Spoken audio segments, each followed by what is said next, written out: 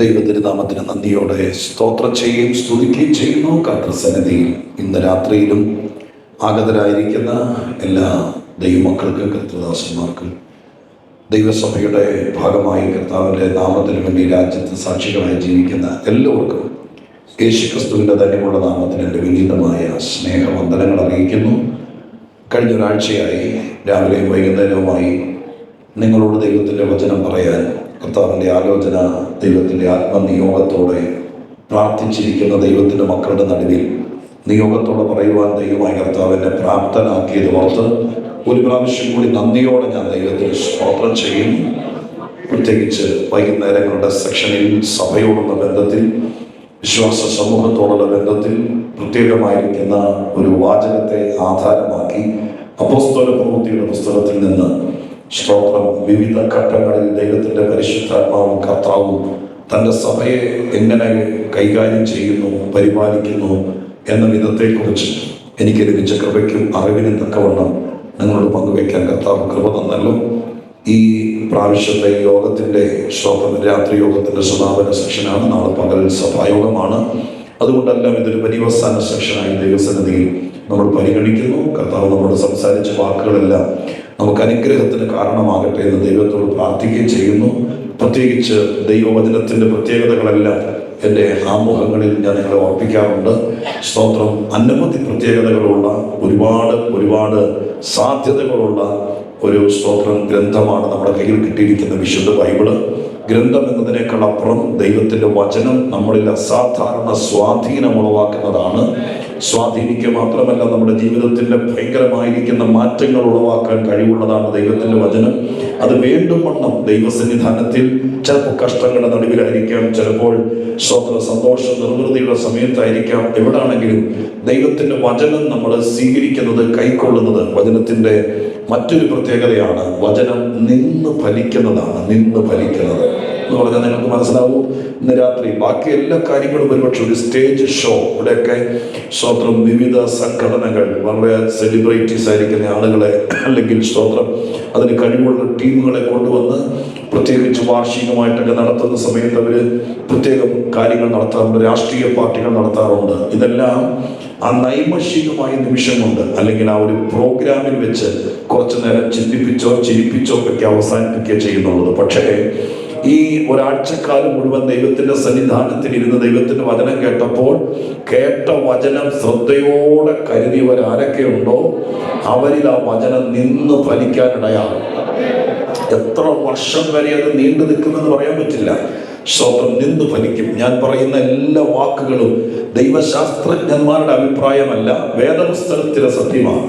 ഇപ്പോൾ ഞാൻ പറഞ്ഞതും വേദപുസ്തകത്തിലെ സത്യമാണ്. ദൈവത്തിൻ്റെ വചനം വീണ്ടും വണ്ണം സ്വീകരിച്ചാൽ അത് ചിലപ്പോൾ കാലങ്ങളോടെ നിന്ന് ഫലിക്കുമെന്നുള്ളത്. സ്തോത്രം. തെസ്സലോനിക്ക ലേഖനത്തിൽ അതിന് ഉതകുന്നൊരു വാക്ക് പൗലോസ് അപ്പോസ്തലൻ പറഞ്ഞിട്ടുണ്ട്. ആ വാക്യം ഒന്ന് വായിച്ചിട്ട് നമ്മളൊരു വാക്കോടെ മനസ്സൊരുക്കത്തോടെ ഈ ഒരാഴ്ച കേട്ട വചനം ഈ ഒരാഴ്ച കൊണ്ട് നിന്നു പോകരുത്, തീർന്നു പോകരുത്, മറന്നു പോകരുത്. സ്തോത്രം. അതിനപ്പുറം നമ്മളിൽ നിന്ന് ഫലിക്കണമെന്നുള്ള ഒരാശയത്തോടെ ആ വാക്കൊന്ന് ചൂണ്ടിക്കാണിച്ചിട്ട് നമുക്ക് ഇന്ന് രാത്രി ഈ പരമ്പരയായി ചിന്തിച്ചു വരുന്ന ഭാഗത്തിന്റെ 6ാം രാത്രിയിലെ ചിന്തയിലേക്ക് കടക്കുകയും ചെയ്യാം. തെസ്സലോനിക്കർക്ക് എഴുതി 1-ാം ലേഖനം 2-ാം അധ്യായത്തിന്റെ 13-ാമത്തെ വാക്യം വചനത്തെ കേന്ദ്രീകരിച്ചുകൊണ്ടുള്ള, വചന കേൾവിക്കാരുടെ വചന സ്വീകാര്യത മനസ്സിലുള്ള ആളുകളെ കേന്ദ്രീകരിച്ചുകൊണ്ടുള്ള ഒരു വചനമാണ്. 2:13 1 തെസ്സലോനിക്കർ എന്തെഴുതിയിരിക്കുന്നത് നോക്കിയാട്ടെ.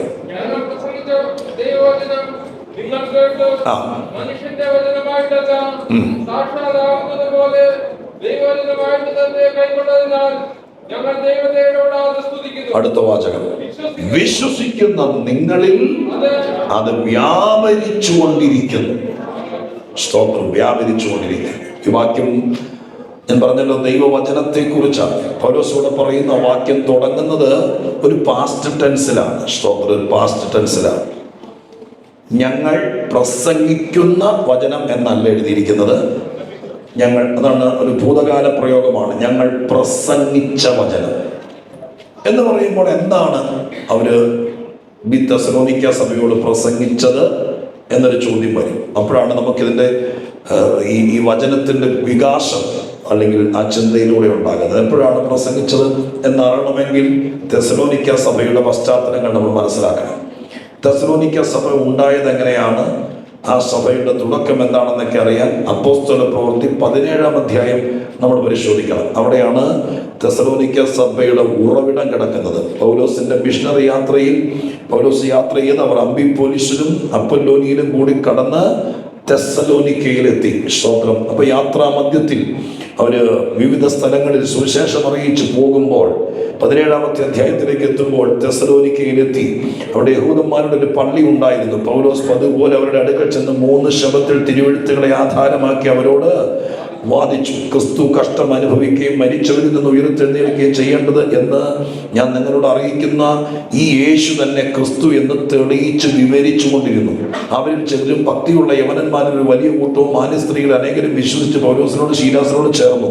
യഹൂദന്മാർ അസൂയ പൂണ്ടു മിനക്കെട്ട് നടക്കുന്ന ചില ദുഷ്ടന്മാരെ ചേർത്ത് പുരുഷാരത്തെ ഇളക്കി പട്ടണത്തിൽ കലഹമുണ്ടാക്കി യാസോന് വീട് വളഞ്ഞ് അവരെ ജനസമൂഹത്തിൽ കൊണ്ടുവരുവാൻ ശ്രമിച്ചു.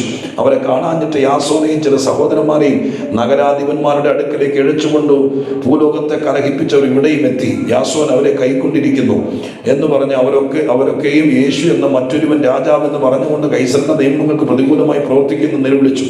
ഇത് കേട്ടിട്ട് പുരുഷാരവും നഗരാധിപനും ഭ്രമിച്ചു. യാസോൻ മുതലായവരെ ജാമ്യം വാങ്ങി സ്വതന്ത്രർ വിട്ടയച്ചു. സ്വതന്ത്ര സഹോദരന്മാർ ഉടനെ രാത്രിയിൽ തന്നെ പൗലോസിനെയും ശീലാസിനെയും ബെരോവയ്ക്ക് പറഞ്ഞയച്ചു. കേൾക്കൂ, ആ ഭാഗമാണ് സ്വതന്ത്ര തെസ്സലോനിക്ക സഭ ഉളവായതിനെ കുറിച്ച് എഴുതിയിരിക്കുന്നത്. അവിടെ നിങ്ങൾ വായിച്ചല്ലോ, വിത്തിൻ 3 വീക്സ് 3 ആഴ്ച അങ്ങനെ എഴുതിയിരിക്കുന്നത്.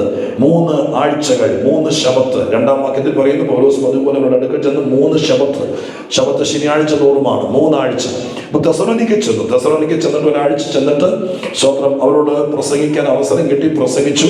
അപ്പോൾ അടുത്ത ആഴ്ച പ്രസംഗിക്കാൻ വേണ്ടി സ്വതന്ത്രം അവർ ആവശ്യപ്പെട്ടു. 2-ാമത്തെ ആഴ്ച പ്രസംഗിച്ച് പക്ഷെ 3-ാമത്തെ ആഴ്ച പ്രസംഗിക്കാൻ വേണ്ടി വന്നപ്പോൾ പ്രസംഗം അവരെ നടത്തിയില്ല. അത് ഞാൻ കഴിഞ്ഞ ദിവസങ്ങൾ എപ്പോഴും പറഞ്ഞതുപോലെ പൗലോസിനെ അസൂയ കൊണ്ട് ആളുകൾ ഒരുമിച്ച് കൂടി ദൈവത്തിന്റെ വചനം കേട്ടു. അങ്ങനെയൊക്കെ കേൾക്കാൻ തുടങ്ങിയപ്പോൾ സ്വതന്ത്രം 2 ആഴ്ച പ്രസംഗം കഴിഞ്ഞപ്പോൾ പൗലോസിനെ തെസ്സലോനിക്കയിലുള്ള യഹൂദന്മാർ അസൂയ കൊണ്ട് എതിർത്തു. അങ്ങനെ എതിർത്തെങ്കിൽ അവിടെ എഴുതിയിരിക്കുന്നത് എങ്ങനെയാണ്, ആ പള്ളിയിലെ സ്തോത്രം മാന്യരും ഭക്തരുമായവർ, അങ്ങനെ ഒരു വാക്ക് അവിടെ കണ്ടോ നിങ്ങൾ നോക്കി. 4-ാമത്തെ വാക്യം, അവരിൽ ചിലരും ഭക്തിയുള്ള യവനന്മാരിൽ വലിയ കൂട്ടവും മാന്യ സ്ത്രീകളിൽ അനേകരും വിശ്വസിച്ചു. അപ്പൊ ഭക്തിയും മാന്യതയും ഉള്ളവർ അവര് സ്തോത്രം വിശ്വസിച്ചു. 2 ആഴ്ചയാണ് പ്രസംഗം കേട്ടോളെന്ന് ഓർത്തോളണം. 2 ആഴ്ച 2 ശബത്ത് ദിവസങ്ങൾ പൗലോസിന്റെ പ്രസംഗം യഹൂദ സിനഗോഗിൽ കേട്ടു. 2 ആഴ്ച കേട്ടപ്പോൾ ആ പള്ളിക്കകത്തുള്ള ഭക്തിയുള്ള ആളുകൾ, മാന്യതയുള്ള ആളുകൾ 2 ആഴ്ച കൊണ്ട് വിശ്വസിച്ച് പൗലോസിനോട് ചേർന്നു എന്ന് എഴുതിയിരിക്കുന്നത്. സ്തോത്രം. 3-ാമത്തെ ആഴ്ച ആയപ്പോഴത്തേക്ക് യഹൂദന്മാർ അസൂയ കൂടിട്ട് പ്രസംഗിക്കാൻ സമ്മതിച്ചില്ല. പ്രസംഗിക്കാൻ സമ്മതിക്കാതെ അവരെ യാസോൻ എന്ന് പറയുന്ന ഒരു പള്ളിപ്രമാണിയാണ് വീട്ടിൽ കൈക്കൊണ്ടത്, സ്വീകരിച്ചത്. സ്തോത്രം. ആ വീട് വളഞ്ഞു, വലിയ പ്രശ്നം ഉണ്ടാക്കി. യാസോനെതിരെ കേസെടുത്തു. അങ്ങനെ നഗരപാലകരുടെ അടുക്കലെത്തി. യാസോനെ ജാമ്യത്തിൽ വിട്ടു. ഈ സമയം കൊണ്ട് പൗലോസിനെയും സഹപ്രവർത്തകരെയും കൂടി ഇവര് ബെരോവയ്ക്ക് രാത്രി പറഞ്ഞയച്ചു. സ്തോത്രം. തത്വത്തിൽ 2 ആഴ്ച കൊണ്ട് സ്ഥാപിക്കപ്പെട്ട സഭയാണ് തെസ്സലോനിക്ക സഭ. കടമയുയർത്തി സ്വോത്രം ചെയ്താട്ടെ. എന്തിനാ ഇപ്പൊ സ്വോത്രം ചെയ്തെന്ന് ചോദിച്ചാൽ, 20 കൊല്ലം നോക്കിയിട്ട് ഒരു സഭ സ്ഥാപിക്കാൻ പറ്റാതിരിക്കുമ്പോൾ ഒരാൾക്ക് 2 ആഴ്ച കൊണ്ട് ഒരു സഭ സ്ഥാപിക്കാൻ പറ്റിയെന്ന് കേട്ടാൽ അറിഞ്ഞുകൊണ്ടൊരു സ്വോത്രം പറഞ്ഞേക്കണം. സ്തോത്രം. ഹല്ലേലൂയ. കാരണം അതൊക്കെ നടക്കുന്ന കാര്യമാണ്. സ്തോത്രം. 2 ആഴ്ച പ്രസംഗിച്ചപ്പോൾ സ്തോത്രം ഒരു സഭ ഉണ്ടായി. ഈ 2 ആഴ്ച പ്രസംഗിച്ചതിന് ശേഷം അങ്ങനെ സഭയുണ്ടായി. ഇവരെ രാത്രി അപ്പോസ്തലന്മാരെ, ശുശ്രൂഷകന്മാരെ, സ്തോത്രം യഹൂദന്മാരെ പേടിച്ചിട്ട് രാത്രി അവരെ ബെരോവയ്ക്ക് പറഞ്ഞയച്ചു. സ്തോത്രം. ബെരോവയ്ക്ക് പറഞ്ഞയച്ചു. ഇനി പൗലോസ് പറയുന്ന ഒരു വാക്ക് നിങ്ങൾ കേട്ടേണം. സ്തോത്രം. അതിന്റെ 2 തെസ്സലോനിക്ക ലേഖനം തന്നെ 2-ാം അധ്യായത്തിന്റെ സ്തോത്രം 18-ാമത്തെ വാക്യം നോക്കേ. 2:18. അതുകൊണ്ട് നിങ്ങളുടെ അടുക്കൽ വരുവാൻ, 1 തെസ്സലോനിക്ക 2:18 വായിക്കുന്നത്. അതുകൊണ്ട് നിങ്ങളുടെ അടുക്കൽ വരുവാൻ ഞങ്ങൾ വിശേഷാൽ പൗലോസായ ഞാൻ 1-2 പ്രാവശ്യം വിചാരിച്ചു, എന്നാൽ സാത്താൻ ഞങ്ങളെ തടുത്തു. അപ്പൊ ഈ ലേഖനം എഴുതുന്നത് ഈ അപ്പോസ്തല പ്രവൃത്തി 17-ാം അധ്യായത്തിൽ തെസ്സലോനിക്ക സഭയുണ്ടായി. കുറച്ചാളുകൾ കൂടി പൗലോസ് അവരെ സ്നാനപ്പെടുത്തി. ഒരു കോൺഗ്രിഗേഷൻ, ഒരു കൂട്ടായ്മയായിട്ട് അവിടെ നിർത്തി. പക്ഷേ അവിടെ കലഹമുണ്ടായപ്പോൾ കർത്തൃദാസന്മാർക്ക് അവിടെ നിൽക്കാൻ പറ്റാതെ അവരെ വചനം പറഞ്ഞു കൊടുത്ത അപ്പോസ്തലനായ പൗലോസ് അടക്കമുള്ളവരെ അവിടുന്ന് രാത്രി ബെരോവയ്ക്ക് പറഞ്ഞയച്ചു. പിന്നെ അവർക്ക് പാസ്റ്റർ ഇല്ല, ഇടയനില്ല, കാരണം അവരെ പറഞ്ഞയച്ചില്ലേ. സ്തോത്രം. പിന്നെ ഇവര് മാത്രം ഒറ്റക്കിരുന്ന് പ്രാർത്ഥിക്കുക. തെസ്സലോനിക്ക സഭ ഉണ്ടായി 2 വർഷങ്ങൾക്ക് ശേഷമാണ് തെസ്സലോനിക്ക ലേഖനം എഴുതുന്നത്. 2 വർഷങ്ങൾക്ക് ശേഷം. ആ 17-ാം അധ്യായത്തിനും തെസ്സലോനിക്കർക്ക് എഴുതിയ 1-ാം ലേഖനത്തിനും ഇടയിൽ 2 വർഷത്തിന്റെ കാലയളവുണ്ട്. 2 വർഷം. 2 വർഷത്തിന് ശേഷം ലേഖനം എഴുതുമ്പോൾ പൗലോസ് പറയുകയാണ് 18-ാമത്തെ വാക്യത്തിനകത്ത്, സ്തോത്രം, നിങ്ങളുടെ അടുക്കൽ വരുവാൻ ഞങ്ങൾ, വിശേഷാൽ പൗലോസായ ഞാൻ 1-2 പ്രാവശ്യം വിചാരിച്ചു. എന്താ പറ്റി? സാത്താൻ ഞങ്ങളെ തടുത്തു. അതിൽ നിന്ന് മനസ്സിലാക്കണം, ഈ സഭ സ്ഥാപിക്കപ്പെട്ട അന്ന് മുതൽ ഈ ലേഖനം എഴുതുന്ന അന്ന് വരെയുള്ള 2 വർഷത്തിനിടയിൽ ഞങ്ങൾ സുവിശേഷകന്മാർ, കർത്തൃദാസന്മാർ ആരെങ്കിലും നിങ്ങളുടെ അടുക്കൽ വരുവാൻ വിശേഷാൽ പൗലോസായ ഞാൻ 1-2 വട്ടം ശ്രമിച്ചു. പക്ഷേ ഞങ്ങളെ അവിടെ വിട്ടില്ല, സാത്താൻ തടുത്തു. സ്തോത്രം. നിങ്ങളുടെ ഭാഗത്തെ ഗൗരവമായി ചിന്തിക്കുന്നു, എന്തിനാ സാത്താൻ തടുത്തത്? സ്തോത്രം. പൗലോസ് അവിടെ ചെല്ലാൻ വേണ്ടി ആഗ്രഹിച്ചു. വിസ ഇല്ലാത്തതുകൊണ്ടല്ല, കാശില്ലാത്തതുകൊണ്ടല്ല, സ്വീകരിക്കാൻ ആളില്ലാത്തതുകൊണ്ടല്ല, യാത്രയ്ക്ക് ക്ലേശം ഉള്ളതുകൊണ്ടല്ല. പക്ഷേ അവിടെ ചെല്ലാൻ ആഗ്രഹിച്ചാൽ, തെസ്സലോനിക്കയിൽ 1 പ്രാവശ്യം കൂടി ചെല്ലാൻ ആഗ്രഹിച്ചാലും സ്തോത്രം ചെല്ലാൻ സമ്മതിച്ചില്ല. സാത്താൻ തടുത്തെന്ന്. സാത്താന് മനസ്സിലായി, ഈ മനുഷ്യൻ 1 പ്രാവശ്യം വന്ന് 2 ആഴ്ച പ്രസംഗിച്ചപ്പോൾ ഒരു പള്ളിയിലെ മാന്യരും ഭക്തരും മുഴുവൻ സ്നാനപ്പെട്ട് സഭയായി മാറിയെങ്കിൽ ഈ മനുഷ്യൻ 1 പ്രാവശ്യം കൂടി അവിടെ കയറിയാൽ ചിലപ്പോൾ പട്ടണം മുഴുവൻ മാനസാന്തരപ്പെടും. ഇത് മനസ്സിലാക്കിയ പിശാച് പൗലോസിനെ അവിടെ കയറ്റാതിരിക്കാൻ വേണ്ടി തടഞ്ഞു. ഇന്ന് രാത്രികാലം ഞാൻ നിങ്ങളോട് പറയാം, ഹല്ലേലൂയ, നമ്മൾ വളരെ സൂക്ഷിച്ചോളണം. ചിലപ്പോൾ ചില കാര്യങ്ങൾക്ക് വേണ്ടി നമ്മൾ പ്രാർത്ഥിക്കും. ഹല്ലേലൂയ, കുറച്ച് നാൾ പ്രാർത്ഥിക്കും. അപ്പോൾ നമ്മുടെ മനസ്സങ്ങ് മടുക്കും. ചിലപ്പോൾ എന്തെങ്കിലും പ്രശ്നങ്ങൾ ഉണ്ടാകും. ചിലപ്പോൾ 1 പ്രാവശ്യം കൂടി പ്രാർത്ഥിച്ചായിരുന്നെങ്കിൽ ആ വിഷയത്തിന്റെ മേൽ മറുപടി വന്നേനെ. ചിലപ്പോൾ 1 പ്രാവശ്യം കൂടി പരീക്ഷ എഴുതിയായിരുന്നെങ്കിൽ അതിനകത്ത് ജയിച്ചേനെ. പക്ഷെ അതിനേക്കാൾ മുമ്പ് സാത്താൻ അത് കാലെ കൂട്ടി അറിഞ്ഞിട്ട് പലപ്പോഴും നിനക്കൊരു നന്മ വരാതിരിപ്പാൻ, ഒരു വിജയം ഉണ്ടാകാതിരിപ്പാൻ, ഒരു ഉയർച്ച ഉണ്ടാകാതിരിപ്പാൻ അറിഞ്ഞുകൊണ്ട് തടുക്കുന്നവനാണ് പിശാച്. ഹല്ലേലൂയ. അവൻ തടുക്കുന്ന വിഷയങ്ങളെ ഇന്ന് രാത്രി തിരിച്ചറിഞ്ഞ് ജയമെടുക്കാൻ ദൈവത്തിന്റെ മക്കൾ തയ്യാറായാൽ അതിന്മേൽ ദൈവത്തിന് വലിയ ജയം തരാൻ ദൈവം വിശ്വസ്തനായിരിക്കും. ചിലപ്പോൾ 1 പ്രാവശ്യം കൂടി ഒരു പ്രാവശ്യം കൂടി ആ കർത്തൃദാസൻ നിങ്ങളുടെ വീട്ടിൽ വന്നൊന്ന് പ്രാർത്ഥിച്ചിരുന്നെങ്കിൽ ചിലപ്പോൾ നിങ്ങളെ ദൈവമകർത്ത വേറെ രീതിയിൽ ആക്കി. പക്ഷേ നമ്മളെ ബിസി ആക്കാനോ, നമുക്ക് എന്തെങ്കിലും ഈഗോ ക്ലാഷുകൾ ഉണ്ടാക്കാനോ, നമ്മുടെ മുമ്പിൽ എന്തെങ്കിലും തടസ്സങ്ങൾ ഉണ്ടാക്കാനൊക്കെ സാത്താൻ നോക്കിയേക്കാം. പിശാചിനറിയാം ഇനി കാലുകുത്തിയാൽ വലിയ ദൈവപ്രവൃത്തി നടക്കുമെന്ന്. ഇന്ന് രാത്രി കാലം വാതുക്കൽ വരെ എത്തിയിട്ടും നടക്കാതിരിക്കാൻ ശത്രു തടഞ്ഞു വെച്ചിരിക്കുന്ന എന്തെങ്കിലും കാര്യമുണ്ടെങ്കിൽ യോഗത്തിന്റെ അവസാനത്തെ രാത്രി നീ ഒരിക്കൽ കൂടി അവിടെ ചെന്നൊന്ന് പ്രാർത്ഥിച്ചാൽ, നീ ഒരിക്കൽ കൂടി ആ മനുഷ്യന്റെ കയ്യേറുന്ന് പിടിച്ചാൽ, നീ ഒരിക്കൽ കൂടി പ്രാർത്ഥിച്ചാൽ, നീ 1 വട്ടം കൂടി ശ്രമിച്ചാൽ, നീ 1 പ്രാവശ്യം കൂടി വിധേയപ്പെട്ടാൽ ചിലപ്പോൾ കർത്താവ് നിനക്ക് വലിയ വിജയം തരാൻ കാത്തിരിക്കുകയായിരിക്കാം. അത് നടക്കാതിരിക്കാൻ മനസ്സിടിച്ച് ഭാരപ്പെടുത്തി ഇന്ന് രാത്രി വരെ തടഞ്ഞു വെച്ചിരിക്കുന്നെങ്കിൽ സാത്താൻ തടയുന്നവനാണെന്ന് ഈ പുസ്തകത്തിൽ വായിക്കുന്ന എന്നാൽ ആ തടയുന്നവനെ ഇന്ന് രാത്രി നമ്മൾ യോഗം ആശീർവാദം പറയുന്നതിനേക്കാൾ മുമ്പ് ആ തടസ്സത്തെ മാറ്റിയിട്ട് ജയമാക്കി മാറ്റാൻ ദൈവമക്കളുടെ രാത്രിക്കാരൻ ആത്മാവിൽ ഒരുങ്ങണം. ഏതോ വിഷയങ്ങൾ വാതിൽക്കലെത്തി നിൽക്കുന്നുണ്ട്. ഏതോ വിഷയങ്ങൾ 1 പ്രാവശ്യം കൂടി ശ്രമിച്ചാൽ മതി മകളെ, ഒരിക്കൽ കൂടി മതി സിസ്റ്ററെ. ചിലപ്പോൾ ദൈവം നിനക്ക് ജയം തരും. നീ മനസ്സിൽ ഉറച്ചോട് പറ, നിനക്കൊരു ഉന്നത വിജയം ഉണ്ടാകാതിരിപ്പാൻ, നീ ഒരു ഉയർന്ന സ്ഥാനത്ത് വരാതിരിപ്പാൻ, നിന്റെ കുടുംബത്തിൽ ചിലരോട് വിശ്വാസത്തിൽ വരാതിരിപ്പാൻ, ഇനി ആരും സ്നാനപ്പെടാതിരിപ്പാൻ ഇതുപോലെ തടയുന്ന അന്ധകാര ശക്തികളെ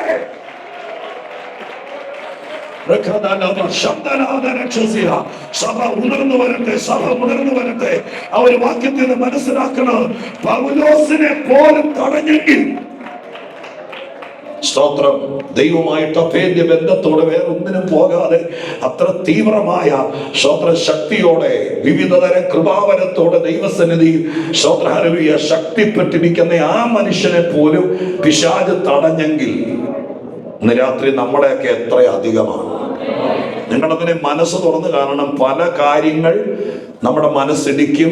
ചിലപ്പോൾ ഒരിക്കൽ കൂടി അത് സ്നേഹത്തോടെ ഇടപെട്ടിരുന്നെങ്കിൽ ആ പ്രശ്നം അങ്ങ് തീർന്നേനെ. പക്ഷെ അത് തീരാതിരിക്കാൻ സാത്താൻ ചില തടസ്സങ്ങൾ ഇട്ടിട്ടുണ്ടാകും. ഇന്ന് രാത്രിയിലെ ശുശ്രൂഷ ഫോക്കസ് ചെയ്യുന്നത് കുറച്ച് നാളായിട്ട് പിശാച് തടഞ്ഞുകൊണ്ടിരിക്കുന്ന ചില കാര്യങ്ങൾ നിന്നെ കൊണ്ട് ഇനി ചെയ്യിപ്പിക്കേണ്ടെന്ന് നീ തന്നെ താത്തി വെച്ച വിഷയങ്ങൾ ഒരിക്കൽ കൂടി പ്രാർത്ഥിച്ചാൽ, ഒരിക്കൽ കൂടി ശ്രമിച്ചാൽ, ഒരിക്കൽ കൂടി നീ അതിനുവേണ്ടി ഇൻസ്റ്റിറ്റ്മെന്റ് ചെയ്താൽ ദൈവം അതിനെ വിജയം തരും. അതിനെ തടഞ്ഞിരിക്കുന്ന തടസ്സത്തെ ഈ രാത്രി യേശുവിന്റെ നാമത്തിൽ ആത്മാവിൽ ശ്വാസിച്ചുകൊണ്ട് കയറി വരണം. Hallelujah, praise the Lord, hallelujah. ഇനി വായിച്ച നമ്മുടെ പ്രധാനപ്പെട്ട വാക്യത്തിലേക്ക് നോക്കണം. അപ്പൊ 2 കൊല്ലമായി ഈ ലേഖനം എഴുതിയിട്ട് ഈ സഭ സ്ഥാപിക്കപ്പെട്ടതിന് ശേഷം 2 വർഷങ്ങൾക്ക് ശേഷമാണ് ലേഖനം എഴുതുന്നത്. ആ ലേഖനത്തിൽ അദ്ദേഹം കോറിയിടുകയാണ്, പറഞ്ഞു വെക്കുകയാണ്, ഞങ്ങൾ പ്രസംഗിച്ച വചനം എന്ന് പറയുമ്പോൾ എന്നാണ് ഈ ലേഖനത്തിനകത്ത് ഞങ്ങൾ പ്രസംഗിച്ച വചനം എന്ന് പറയുമ്പോൾ ബൈബിള് ഞാൻ പറഞ്ഞല്ലോ വെറുതെ ഒരു മതഗ്രന്ഥമായി വായിച്ച് ഇതിനകത്ത് പറയപ്പെട്ടിരിക്കുന്ന കാര്യങ്ങളുടെ കടയും തലയും നോക്കാതെ വെറുതെ വായിച്ചു വിടുന്നൊരു ശീലം തുടരുകയാണെങ്കിൽ നമുക്ക് സ്റ്റക്കായിട്ട് ഇങ്ങനെ പോകാം. അതല്ല, ഇതിൻ്റെ ഉള്ളിൽ കിടക്കുന്ന കാര്യങ്ങളെ ഗ്രഹിക്കാൻ ശ്രമിച്ചാൽ അസാധാരണമായിരിക്കുന്ന ആത്മീക ബലമുണ്ടാകാം. ആ ഒരു ശ്രമത്തിലാണ് നമ്മൾ ദൈവസന്നിധിയിൽ ഇത്ര സൂക്ഷ്മതയോടെ വചനം മനസ്സിലാക്കുന്നത്. ഞാൻ ഒന്നുകൂടെ ചോദിക്കുന്നു, ഈ തെസ്സലോനിക്ക ലേഖനത്തിനകത്ത് ഒന്നുകൂടെ ഞാൻ പറയുന്നു നിങ്ങൾക്ക് മനസ്സിലാകാൻ വേണ്ടി, തെസ്സലോനിക്ക സഭയുണ്ടായിട്ട് 2 വർഷങ്ങൾ കഴിയുമ്പോഴാണ് ഈ ലേഖനം എഴുതുന്നത്. ആ ലേഖനം എഴുതുമ്പോൾ അദ്ദേഹം എഴുതുകയാണ്, ഞങ്ങൾ പ്രസംഗിച്ച വചനം എന്ന് പറയുമ്പോൾ എന്നാണ് പ്രസംഗിച്ചത്? 2 വർഷങ്ങൾക്ക് മുമ്പ്. അല്ലാതെ ഇന്നത്തെ പോലെ പ്രസംഗം യൂട്യൂബിലിട്ട് കൊടുക്കുക അല്ലല്ലോ, അവിടെ ചെന്ന് പ്രസംഗിച്ചതല്ലേ. ആ 2 ആഴ്ചത്തെ പ്രസംഗം 2 വർഷങ്ങൾക്ക് മുമ്പ് പ്രസംഗിച്ച പ്രസംഗം. അതിനുശേഷം ഇവരവിടെ ചെല്ലാൻ നോക്കിയിട്ട് നടന്നിട്ടില്ലെന്ന് നമ്മൾ വായിച്ചല്ലോ.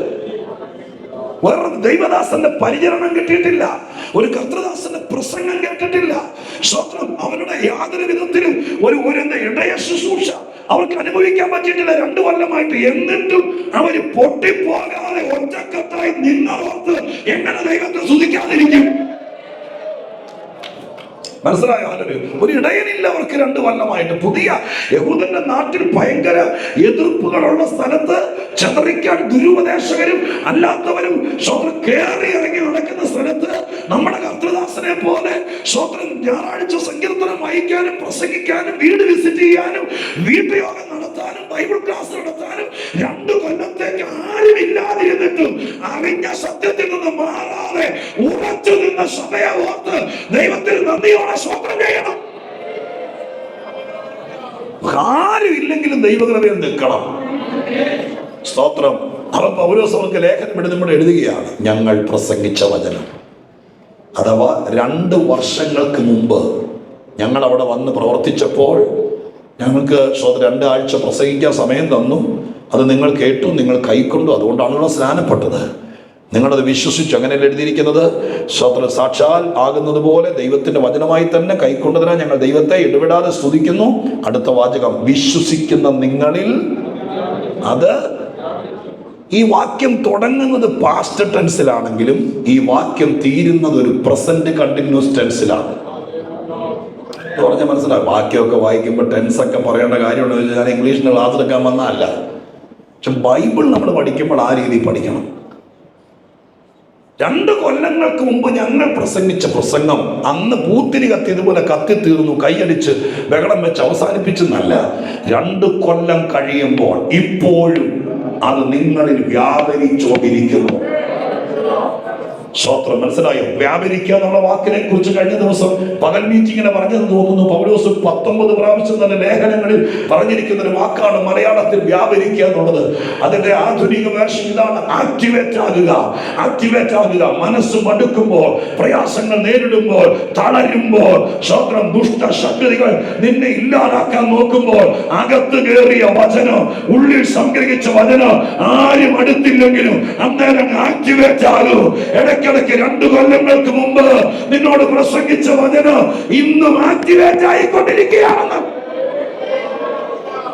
2025 മെയ് മാസത്തിന്റെ അവസാനത്തെ ദിവസമാണെന്ന്. ഈ ലാസ്റ്റ് വീക്കിൽ നിങ്ങളുടെ അടുക്കൽ വന്ന് പ്രസംഗിച്ച വചനം സ്തോത്രം ഇന്നത്തെ കൊണ്ട് തീരരുത്. സ്തോത്ര. കർത്താവ് വന്നില്ലെങ്കിൽ 2 കൊല്ലം കഴിയുമ്പോഴും ഈ സഭയ്ക്കകത്ത് ഇത് വ്യാപരിച്ചുകൊണ്ടിരിക്കണം. എന്നേക്കാൾ ശക്തന്മാരും ഏറ്റവും ശക്തമായി വചനം വ്യാഖ്യാനിക്കാൻ കഴിവുള്ളവരൊക്കെ ഇനിയും ഷാർജയിൽ വന്നേക്കാം. അവരുടെ അതിഗംഭീര പ്രസംഗങ്ങൾ ഈ പുൽപ്പിറ്റിൽ നടന്നേക്കാം. നമ്മുടെ കർത്തൃദാസൻ വളരെ പ്രാർത്ഥനയോടെ പ്രാഗൽഭ്യത്തോടെ നിങ്ങളോട് പ്രസംഗിച്ചേക്കാം. പക്ഷേ ഒരു പ്രസംഗം കഴിഞ്ഞ് അടുത്ത പ്രസംഗം വരുമ്പോൾ മറ്റത് വെള്ളത്തിൽ പോകരുത്. ഈ പറഞ്ഞതെല്ലാം ഇവിടെ നിന്ന് ഫലിക്കണം. നിന്റെ വീട്ടിൽ നിന്ന് ഫലിക്കണം. നിന്റെ തലമുറയിൽ നിന്ന് ഫലിക്കണം. നിന്റെ ശുശ്രൂഷയിൽ നിന്ന് ഫലിക്കണം. നിന്റെ സഭയിൽ നിന്ന് ഫലിക്കണം. കേട്ടത് മുഴുവൻ നിങ്ങളുടെ ജീവിതത്തിൽ ശരീര ആത്മദേഹികളിൽ നിന്ന് ഫലിക്കണം. വ്യാപരിച്ചുകൊണ്ടിരിക്കണം. അതിന് ദൈവം ഇടയാക്കട്ടെ. ഒരു വാക്ക് കണ്ണുകൾ അടച്ച് നമുക്ക് ദൈവത്തോട് പ്രാർത്ഥിക്കാം. എല്ലാ കണ്ണുകളും അടച്ചാത്ത ദൈവസന്നിധിയിൽ ഒരു വാക്ക് പ്രാർത്ഥിക്കാൻ. പരിശുദ്ധ ദൈവമേ, ഞങ്ങളുടെ സ്വർഗീയ പിതാവേ, കഴിഞ്ഞൊരാഴ്ചയായി ഞങ്ങൾ ദൈവത്തിന്റെ വചനം കേൾക്കുന്നു. രാത്രിയും പകലുമായി കർത്താവ് ഞങ്ങളോട് അരുളി ചെയ്ത വാക്കുകൾ, ഈ പറയപ്പെട്ട വാക്യം അനുസരിച്ച് ദൈവമേ, അതിന്നിവിടെ പറഞ്ഞു തീർക്കുകയല്ല. അടിയൻ ഇന്ന് രാത്രികാലം ഈ സന്ദേശങ്ങൾ പറഞ്ഞു തീർത്താലും കേട്ടത് ശരീരത്തിൽ വ്യാപരിച്ചുകൊണ്ടിരിക്കട്ടെ, കുടുംബങ്ങളിൽ വ്യാപരിച്ചുകൊണ്ടിരിക്കട്ടെ, സഭയിൽ വ്യാപരിച്ചുകൊണ്ടിരിക്കട്ടെ. ഒരാവശ്യം വരുമ്പോൾ ഈ വാക്യം ശരിക്കും പ്രയോജനപ്പെടട്ടെ. അങ്ങനെ ഇവിടെ ആർക്കും തളർത്താൻ കഴിയാത്ത രീതിയിൽ, തെറ്റിക്കാൻ കഴിയാത്ത രീതിയിൽ കർത്താവെ, തെസ്സലോനിക്കർക്ക് 2 കൊല്ലത്തേക്ക് ഒരു ശുശ്രൂഷകൻ ഇല്ലാതിരുന്നിട്ട് പോലും ആ വചനം വ്യാപരിച്ചുകൊണ്ടിരുന്നത് കൊണ്ട് അവരെ ആർക്കും തെറ്റിക്കാൻ കഴിഞ്ഞില്ല, അവരെ പൊട്ടിക്കാൻ കഴിഞ്ഞില്ല, തകർക്കാൻ കഴിഞ്ഞില്ല. വചനം വ്യാപരിക്കുന്ന സഭയെ ഇല്ലാതാക്കാൻ, വചനം വ്യാപരിക്കുന്ന കുടുംബങ്ങളെ നശിപ്പിക്കാൻ ഈ ലോകത്തിലെ ഒരു ശക്തിക്കും കഴിയത്തില്ല എന്ന് ഈ വാക്കിലൂടെ ഞങ്ങൾ വിശ്വസിക്കുന്നു. കർത്താവേ, ഇന്ന് രാത്രികാലം ദൈവത്തിന്റെ വചനം വീടുകളിൽ വ്യാപരിക്കട്ടെ, കുടുംബ ജീവിതത്തിൽ വ്യാപരിക്കട്ടെ, ശുശ്രൂഷ മേഖലയിൽ വ്യാപരിക്കട്ടെ, ശരീരത്തിനും ആത്മാവിനും ദേഹത്തിനും ദേഹിയിലും എല്ലാം അത് വ്യാപരിക്കട്ടെ, സാമ്പത്തിക മേഖലയിൽ വ്യാപരിക്കട്ടെ, നന്മകളിൽ വ്യാപരിക്കട്ടെ. ഈ പറഞ്ഞ വചനം പ്രാർത്ഥന മുറിയിൽ വ്യാപരിക്കട്ടെ. നിങ്ങളുടെ ദാസൻ ഇവിടെ ശുശ്രൂഷിക്കാൻ നിൽക്കുമ്പോൾ ഇത് വ്യാപരിക്കാൻ തുടങ്ങട്ടെ.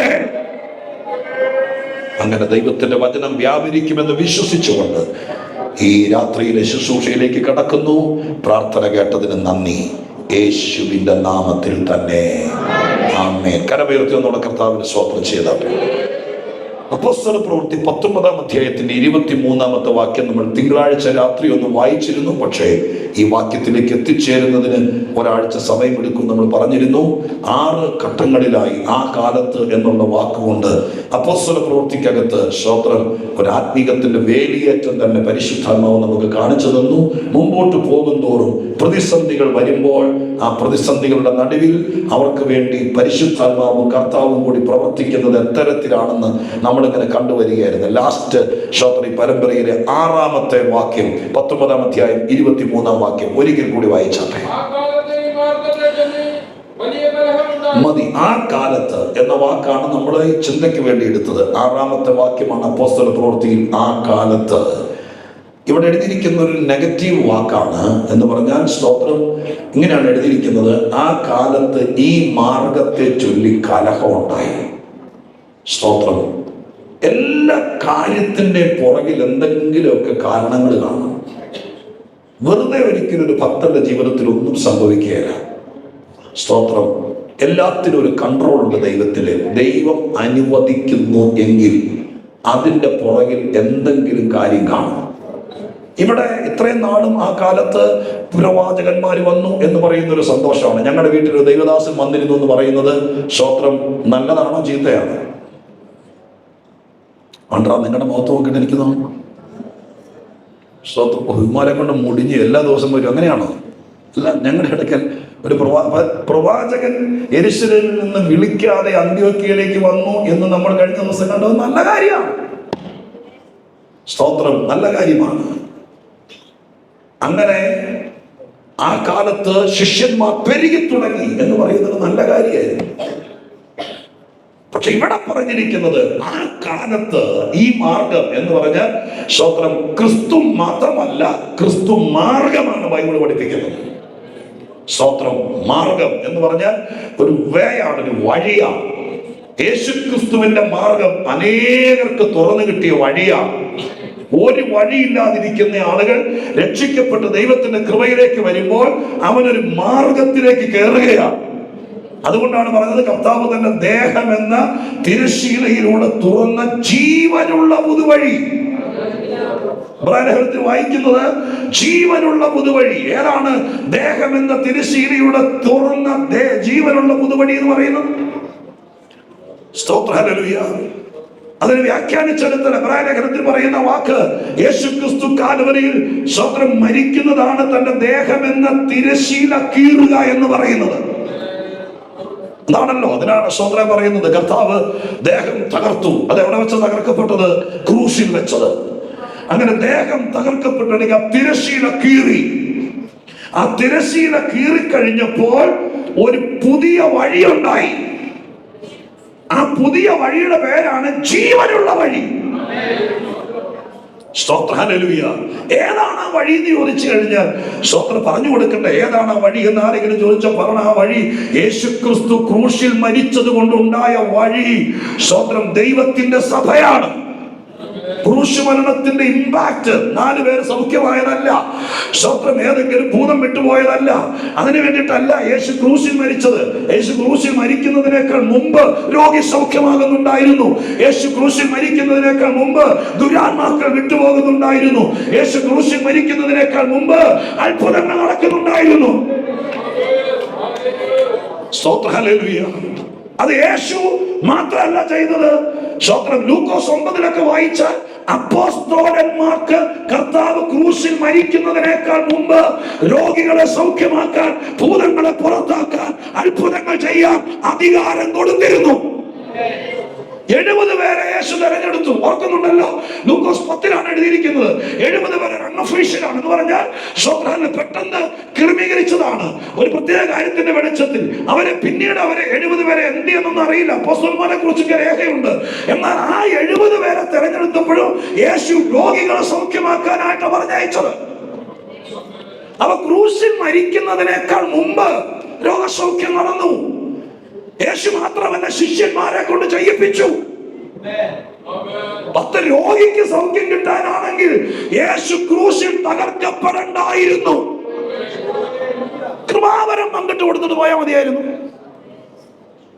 പക്ഷെ യേശു ക്രൂശിൽ തകർക്കപ്പെട്ടപ്പോൾ സ്തോത്രം, രോഗശാന്തിയും അത്ഭുത വരങ്ങളും അല്ല ഇവിടെ സ്തോത്രം ഉണ്ടായത്. മറിച്ച് ക്രൂശിൽ മരണത്തിന്റെ സ്തോത്രം അനന്തര ഫലമാണ് സഭ.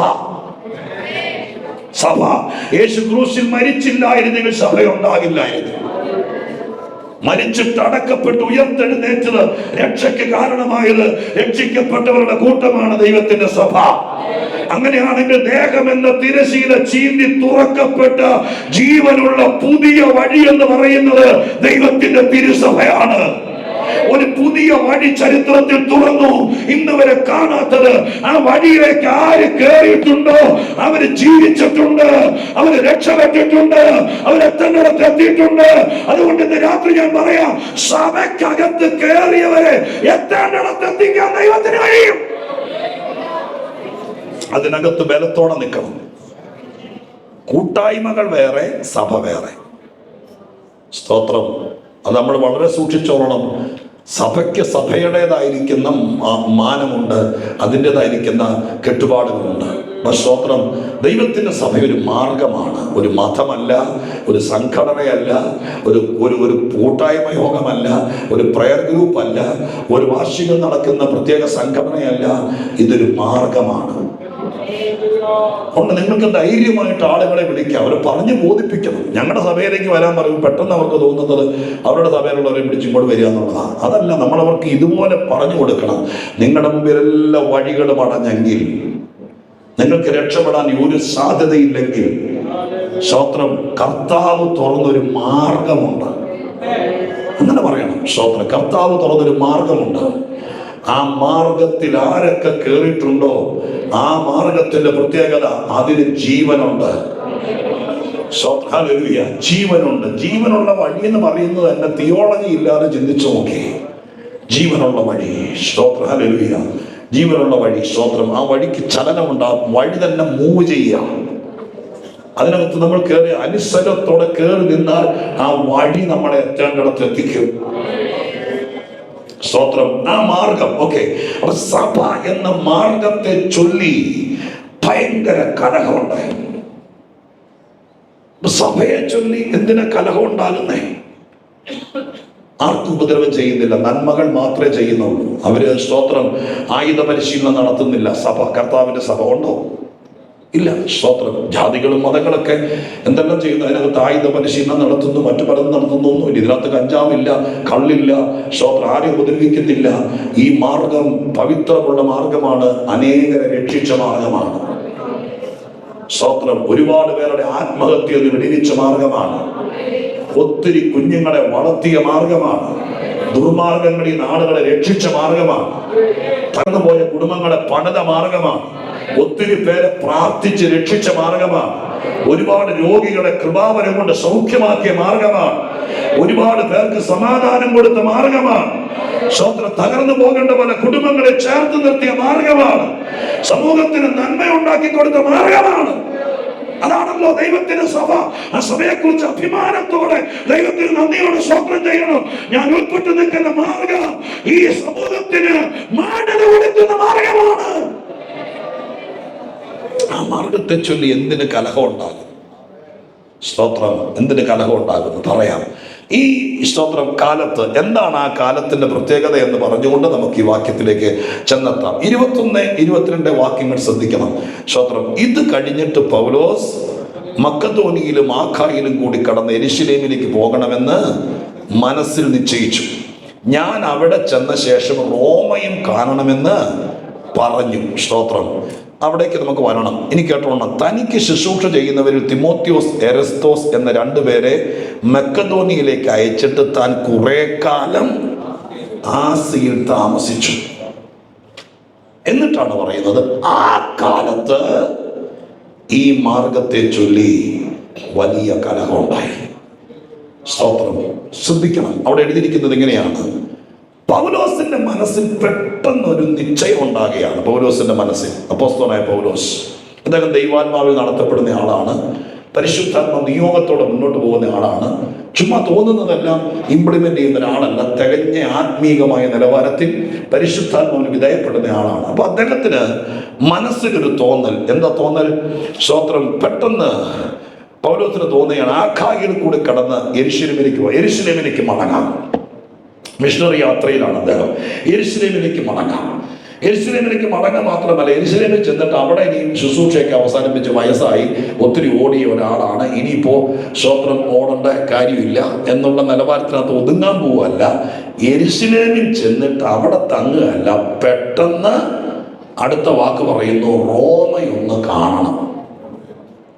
റോമയൊന്ന് കാണണം. ഇത് മനസ്സിൽ കയറുക. സ്തോത്രം, പ്രിയപ്പെട്ടവരെ, നിങ്ങൾ ഓർത്തോളണം, പൗലോസ് ഒരു യാത്രികനാണ്. യാത്രികൻ മാത്രമല്ല, അദ്ദേഹം ഒരു സിറ്റി പ്രീച്ചറാണ്. എന്ന് പറഞ്ഞാൽ പട്ടണങ്ങളിൽ നിന്ന് പട്ടണങ്ങളിലേക്ക് യാത്ര ചെയ്ത് ശുശ്രൂഷ നടത്തുന്ന ഒരാളാണ്.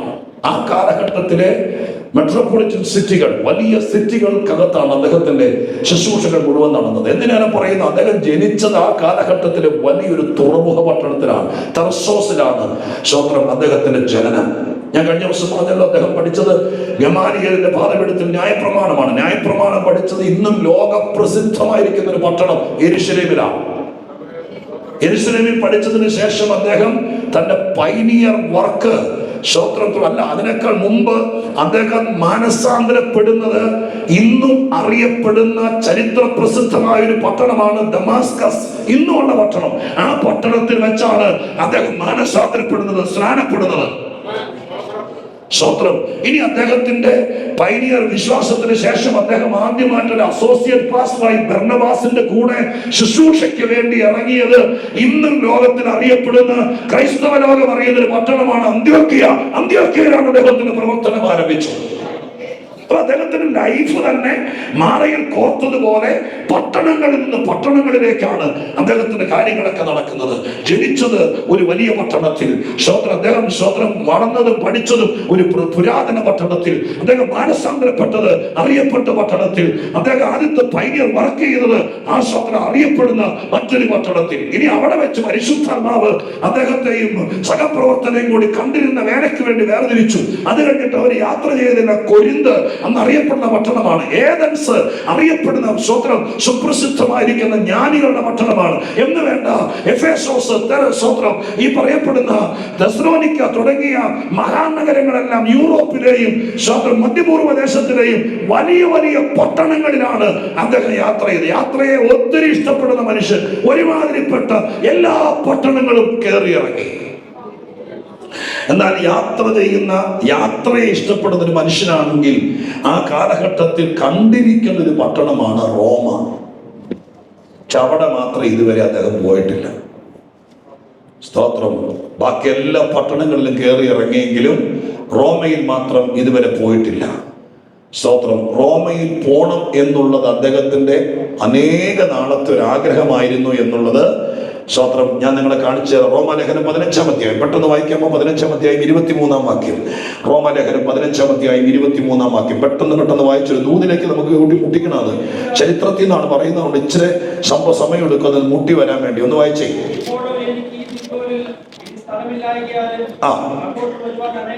അങ്ങോട്ട് വരും. റോമർക്കാണ് ലേഖനം എഴുതുന്നത്. അവരോട് പറയാണ് അങ്ങോട്ട് വരുവാൻ അനേക സംവത്സരമായി ഹൃദയത്തിൽ വാഞ്ചയുണ്ട്. റോമാക്കാരോട് പറയാണ് അനേക സംവത്സരമായിട്ട് എനിക്ക് എന്താ ആഗ്രഹമുണ്ട്?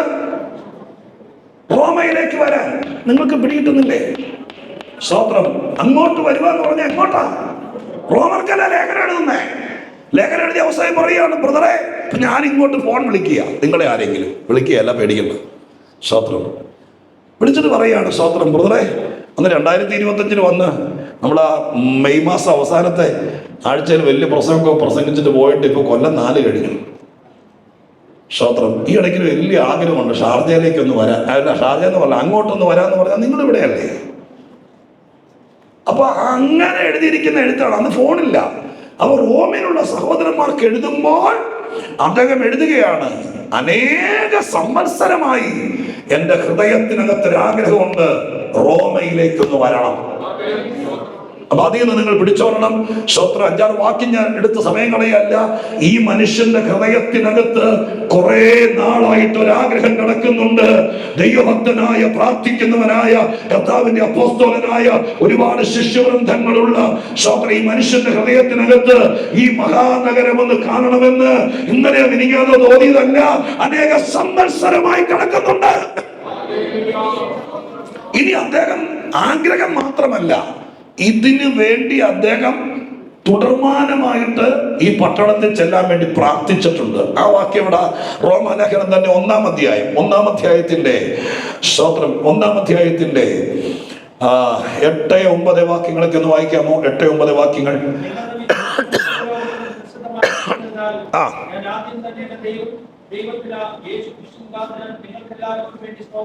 അടുത്തത്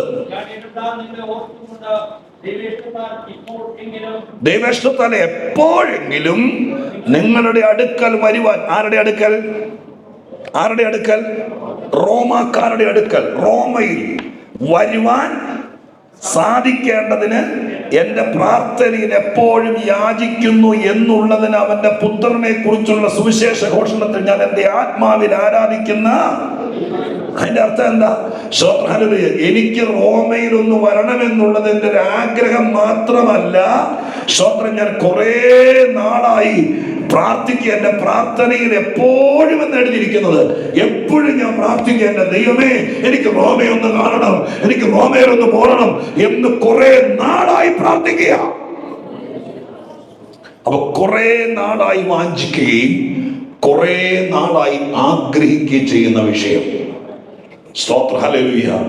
ഈ 19-ാം അധ്യായത്തിൽ നമ്മൾ വായിച്ച സ്ഥലത്ത് സ്തോത്രം, അവിടെ ഈ ആഗ്രഹം എന്നും ആഗ്രഹമായിട്ടും പ്രാർത്ഥന എന്നും പ്രാർത്ഥനയായി കിടന്നുകൊണ്ട് ഒരു ഗുണമില്ല. അത് ഫോം ആകണം. സ്തോത്രം.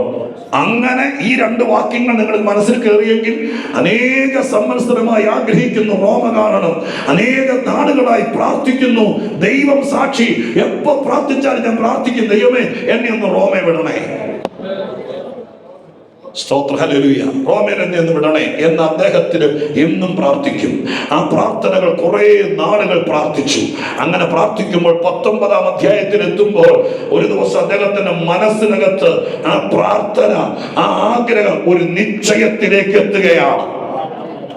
സ്തോത്രം, മനസ്സിലായോ? ഇന്ന് രാത്രി ഞാൻ പൗലോസിന്റെ കഥ പറയാനല്ല ഈ വാക്യങ്ങൾ ദൈവാത്മാവിൽ കോർത്തെടുക്കുന്നത്. കുറെ നാളായി പ്രാർത്ഥിക്കുന്ന ഏതെങ്കിലും കാര്യങ്ങൾ, കുറെ നാളായി ഒരു ദൈവ പൈതൽ എന്ന നിലയ്ക്ക് ഹൃദയം കൊണ്ട് ആഗ്രഹിക്കുന്ന ഏതെങ്കിലും വിഷയങ്ങൾ നീ അതിയായി പ്രാർത്ഥിക്കുന്ന, എന്റെ ദൈവമേ, അത്യാഗ്രഹം കൊണ്ടല്ല, ഇന്ന കാര്യം കൂടി നടന്നു കിട്ടിയായിരുന്നെങ്കിൽ എന്റെ തോളേന്ന് കുറെ ഭാരം മാറിയേനെ, എന്റെ ഇന്ന കാര്യങ്ങൾ നടന്നേനെ എന്ന് റോമേ പോണെന്നോ ശോഭനെ അല്ലെങ്കിൽ വേറെ എവിടെയെങ്കിലും പോണെന്നുള്ളതല്ല. എന്റെ കർത്താവേ, ഒരു കാര്യം ഞാൻ ആഗ്രഹിക്കുന്നുണ്ട്, അത് തന്നെ ഞാൻ പ്രാർത്ഥിക്കുന്നുണ്ട്, ഏറെ കാലമായി എന്ന് പറഞ്ഞ് പ്രാർത്ഥിക്കുന്ന ആരെങ്കിലും ഉണ്ടെങ്കിൽ ഈ പ്രാർത്ഥനയുടെ അവസാനത്തെ ദിവസം അതൊരു പോയിന്റിലേക്ക് എത്തുകയാണ്, അതൊരു ഡെസ്റ്റിനിയിലേക്ക് എത്തുകയാണ്, അതൊരു നിശ്ചയത്തിലേക്ക് എത്തുകയാണ്. അനിശ്ചയമായി കിടക്കുന്ന ചില വിഷയങ്ങളെ എന്റെ കർത്താവ് ഇന്ന് രാത്രിക്കാലം ഒരു നിശ്ചയത്തിലേക്ക് എത്തിക്കാൻ പരിശുദ്ധാത്മാവ് ഇന്ന് രാത്രി ശ്രമിച്ചുകൊണ്ടിരിക്കുകയാണ്. ഈ രാത്രി അങ്ങനെ മനസ്സിനകത്ത് ഏതെങ്കിലും വിഷയത്തെ കുറിച്ച് നിനക്ക് ചെറുതോ വലുതമായി നിനക്കൊരാഗ്രഹമുണ്ടെങ്കിൽ, നിനക്കൊരു പ്രാർത്ഥന ഉണ്ടെങ്കിൽ, അതെല്ലാ കാലവും പ്രാർത്ഥനയായി കിടക്കുകയല്ല, ആഗ്രഹമായി കിടക്കുകയല്ല, അതിന്റെ ഒരു അടുത്ത തലമുണ്ട്.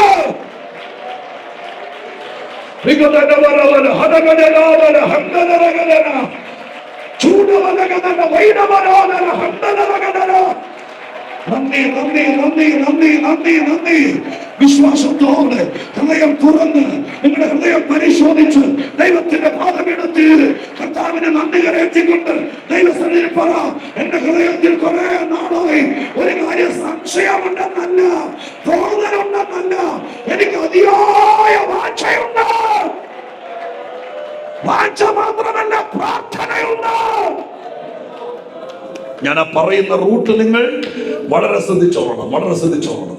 ഞാൻ ശ്രോത്രഹലിൽ വെള്ളിക്കുളത്തെ സഭയിൽ ഇടയ്ക്കിടയ്ക്ക് പറയാറുണ്ട്, ഒരു വാഞ്ചയില്ല, ഒരു അംബീഷനും ഇല്ലാത്ത ആരും വെറുതെ കർത്താവിന്റെ പുറകെ നടക്കരുത്.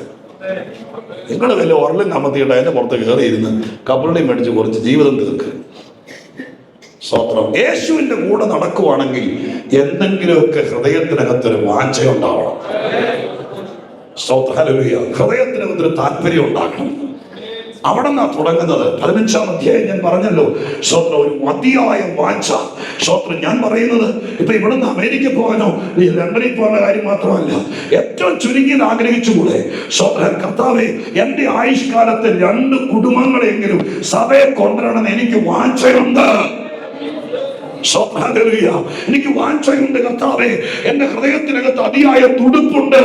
എന്റെ അപ്പന്റെ വീട്ടിൽ നിന്ന്, എന്റെ അമ്മയുടെ വീട്ടിൽ നിന്ന് ഇന്ന് ഞങ്ങൾ മാത്രമേ ഉള്ളൂ, ഒരു 2 പേരെങ്കിലും കർത്താവേ നിന്റെ സന്നിധിയിൽ വരണമെന്ന് എന്റെ അകത്ത് ഭയങ്കര വാഞ്ചയുണ്ട്. ഹല്ലേലൂയ. എന്റെ ദൈവമേ, ഞങ്ങളുടെ സഭയിൽ സ്നാനം നടന്നിട്ട് ചില കുടുംബമായി വന്നിട്ട് ഒരുപാട് നാളായി.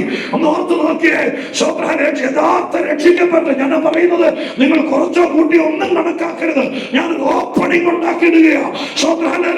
വിദേശത്ത് നിന്ന് ഈ രാജ്യത്ത് ജോലിക്ക് വരുമ്പോൾ, ഇവിടേക്ക് വരുമ്പോൾ നമ്മളെ പരിചയമുള്ള ഒരാള് നാട്ടിൽ രക്ഷിക്കപ്പെട്ട് സ്നാനപ്പെട്ട് ആശ്രമോനോ ആരെങ്കിലും ആട്ടെ, ആ ഒരാൾ ഇവിടെ വന്ന് ചേരുന്നത് അത് നല്ല കാര്യം. പക്ഷേ ഈ രാജ്യത്ത് വെച്ച് എത്രയോ പേര് മാനസാന്തരപ്പെട്ട രാജ്യമാ, എത്രയോ കുടുംബങ്ങൾ സ്നാനപ്പെട്ട രാജ്യമാ. എത്ര നാളായി കുടുംബമായിട്ട് ഒരു അവിശ്വാസി, ഒരു ജാതീയനായ മനുഷ്യൻ, ഒരു സമുദായക്കാരൻ കുടുംബമായി ഇവിടെ വന്ന് രക്ഷിക്കപ്പെട്ടു, സ്നാനപ്പെട്ടു. ഞങ്ങളുടെ ഹൃദയത്തിനകത്ത് വാഞ്ചയുണ്ട്, ഈ 2025 തീരുന്നതിനേക്കാൾ മുമ്പ് ചിലർ ഇവിടെ വന്ന് രക്ഷിക്കപ്പെടണം. ഹല്ലേലൂയ. എന്റെ പൊന്നു സഹോദരങ്ങളെ, മരവിച്ച ഹൃദയം കൊണ്ടിരിക്കുകയാണെങ്കിൽ ഒന്നും നടക്കുകയില്ല. ഹൃദയത്തിനകത്ത് വാഞ്ചയുണ്ടെങ്കിൽ, എനിക്ക് രണ്ടുപേരോട് സുവിശേഷം പറയണം, എനിക്കൊരു കൃപാവരം ഈ തിരക്കുള്ള ജീവിതത്തിനിടയിൽ എനിക്കൊരു കൃപാവരം കൂടി വേണം എന്നകത്തൊന്ന് വാഞ്ചിച്ചു നോക്കിയേ. അവിടെ തുടക്കം ഹൃദയത്തിനകത്തിന് വാഴ്ച നോക്കിയേ. അപ്പൊ ഞാൻ പ്രാർത്ഥിക്കുമ്പോൾ ചിലരുടെ ദൈവപ്രവൃത്തി നടക്കണം, ഞാൻ പറയുന്നത് പോലെ സംഭവിക്കണം. ഒന്ന് വാഞ്ചിച്ചു നോക്കിയേ. കുറെ നാളായി എന്റെ മനസ്സിൽ വാഞ്ചയുണ്ട്.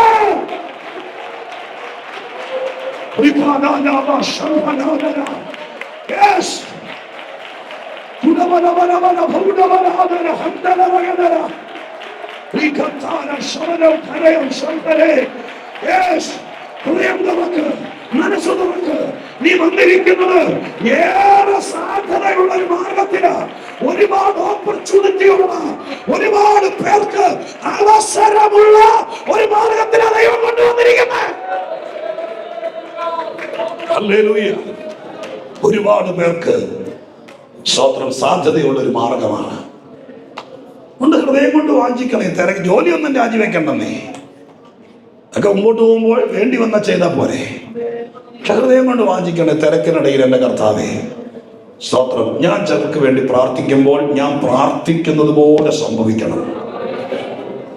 അത്രയൊന്ന് അവിടെയാ വാഞ്ചയിലാ തുടങ്ങുന്നേ. ആദ്യം ഞാൻ പ്രാർത്ഥിക്കുമ്പോൾ വേദപുസ്തകത്തിൽ വാക്യമുണ്ട്, അവൻ പറയുന്നത് പോലെ ഒത്തുവരുന്നു. സ്തോത്രം. എവിടെയാ? ശോഭേലിനെ കുറിച്ച് പറഞ്ഞപ്പോഴാണ് എനിക്ക് തോന്നുന്നു. സ്തോത്രം. അവിടെ പറയുന്നൊരു വാക്കുണ്ട്, ഈ പട്ടണത്തിലൊരു പ്രവാചകനുണ്ട്, അവൻ പറയുന്നതൊക്കെയും ഒത്തുവരുന്നു. സ്തോത്രം.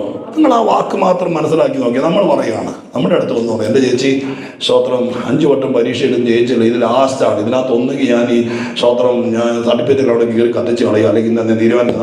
അപ്പം തന്നെ നമ്മൾ പറഞ്ഞു വിടാം, എൻ്റെ പൊന്നു ഓണം ഞാൻ പ്രാർത്ഥിച്ചു വിടാം, ഈ പ്രാവശ്യം നീ ജയിക്കും എന്ന് നീ പറയുമ്പോ, നീ പറയുന്നത് പോലെ ഒത്തുവരാൻ തുടങ്ങിയാലോ കളിമാറോ. ഹല്ലേലൂയ. നമുക്ക് വാഞ്ചയില്ലാത്ത കൊണ്ടാണ് ഇതൊന്നും. ഞാൻ പറഞ്ഞല്ലോ, 5 കൊല്ലം തിയോളജി കോളേജിൽ പോയി പഠിച്ചിട്ട് വന്നിട്ടല്ല ഇതൊക്കെ. ദൈവസന്നിധിയിൽ ഇരിക്കുമ്പോൾ വാഞ്ചിക്കണം, നാഥാ ഞാൻ വിശ്വസ്തയോടെ നിൽക്കാം, എനിക്കൊരു കൃപ തന്നാൽ, എന്റെ അതരത്തിൽ ഒരു അഭിഷേകം തന്നാൽ, ഒരു അധികാരം തന്നാൽ, എനിക്ക് ആഗ്രഹമുണ്ട്, എനിക്ക് വാഞ്ചയുണ്ട് എന്ന് പറഞ്ഞ സ്വർഗം അത് തപ്പി നടക്കുക. വാഞ്ചയുള്ള ആരെങ്കിലും ഉണ്ടെങ്കിൽ അവരെ ഏൽപ്പിക്കാൻ. ഹല്ലേലൂയ. ചേർന്ന് ദൈവസന്നിധി ആഗ്രഹമുള്ളവര് മാത്രം ദൈവത്തെ ആത്മാർത്ഥമായി സ്തുതിച്ചു തുടങ്ങി.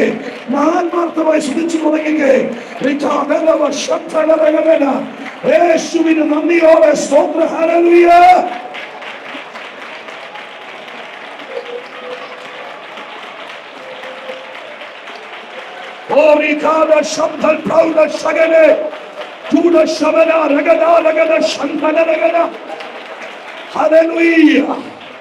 ക്രിസ്തീയ മാർഗത്തിൽ വന്നിട്ട് ഒരു വാഞ്ചയില്ലാതെ സ്തോത്രം മുരടിച്ചു പോയ ചെടി പോലെ ജീവിക്കുന്നവർക്ക് ഇതിനകത്ത് വാസ്തവത്തിൽ സ്തോത്രം മുന്നേറ്റങ്ങൾ ചുരുക്കമായിരിക്കും. നിങ്ങൾക്കറിയാമോ, 1 കൊരിന്ത്യർ 14 അധ്യായത്തിന്റെ 1-ാം വാക്യം, 1 കൊരിന്ത്യർ 14 അധ്യായത്തിന്റെ 1-ാം വാക്യം ദൈവം വായിച്ച് കേൾപ്പിക്കാം. സ്നേഹമാചരിപ്പാൻ ഉത്സാഹിപ്പീൻ, ആത്മീക വരങ്ങളും വിശേഷാൽ പ്രവചന വരം മേടിക്കാൻ കിട്ടിയല്ല, പ്രവചന വരം എവിടെയെങ്കിലും പോയി പഠിക്കാൻ പറ്റിയല്ല. സ്തോത്രം. ഇതൊക്കെ പഠിപ്പിക്കുന്ന സ്ഥലമുണ്ടെന്ന് ഈ ഇടയ്ക്ക് കേൾക്കുന്നു. അന്യഭാഷ പഠിപ്പിക്കുന്നു, പ്രവചനം പഠിപ്പിക്കുന്നു. അയ്യോ, മനുഷ്യന് വെളിവ് കെട്ടുപോയാൽ എന്തോ ചെയ്യുന്നറിയില്ല. പ്രവചനം പഠിക്കേണ്ടതാണോ?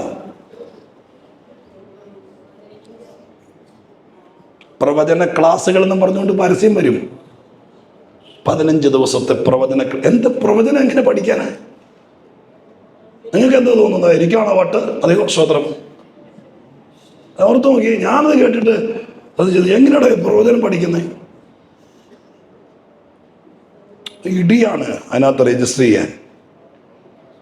പക്ഷെ ബൈബിൾ പഠിപ്പിക്കുന്ന വാക്ക് നോക്ക്, അവിടെ എഴുതിയിരിക്കുന്നു ആത്മീക വരങ്ങൾ, വിശേഷാൽ പ്രവചന വരം വാഞ്ചിപ്പീൻ.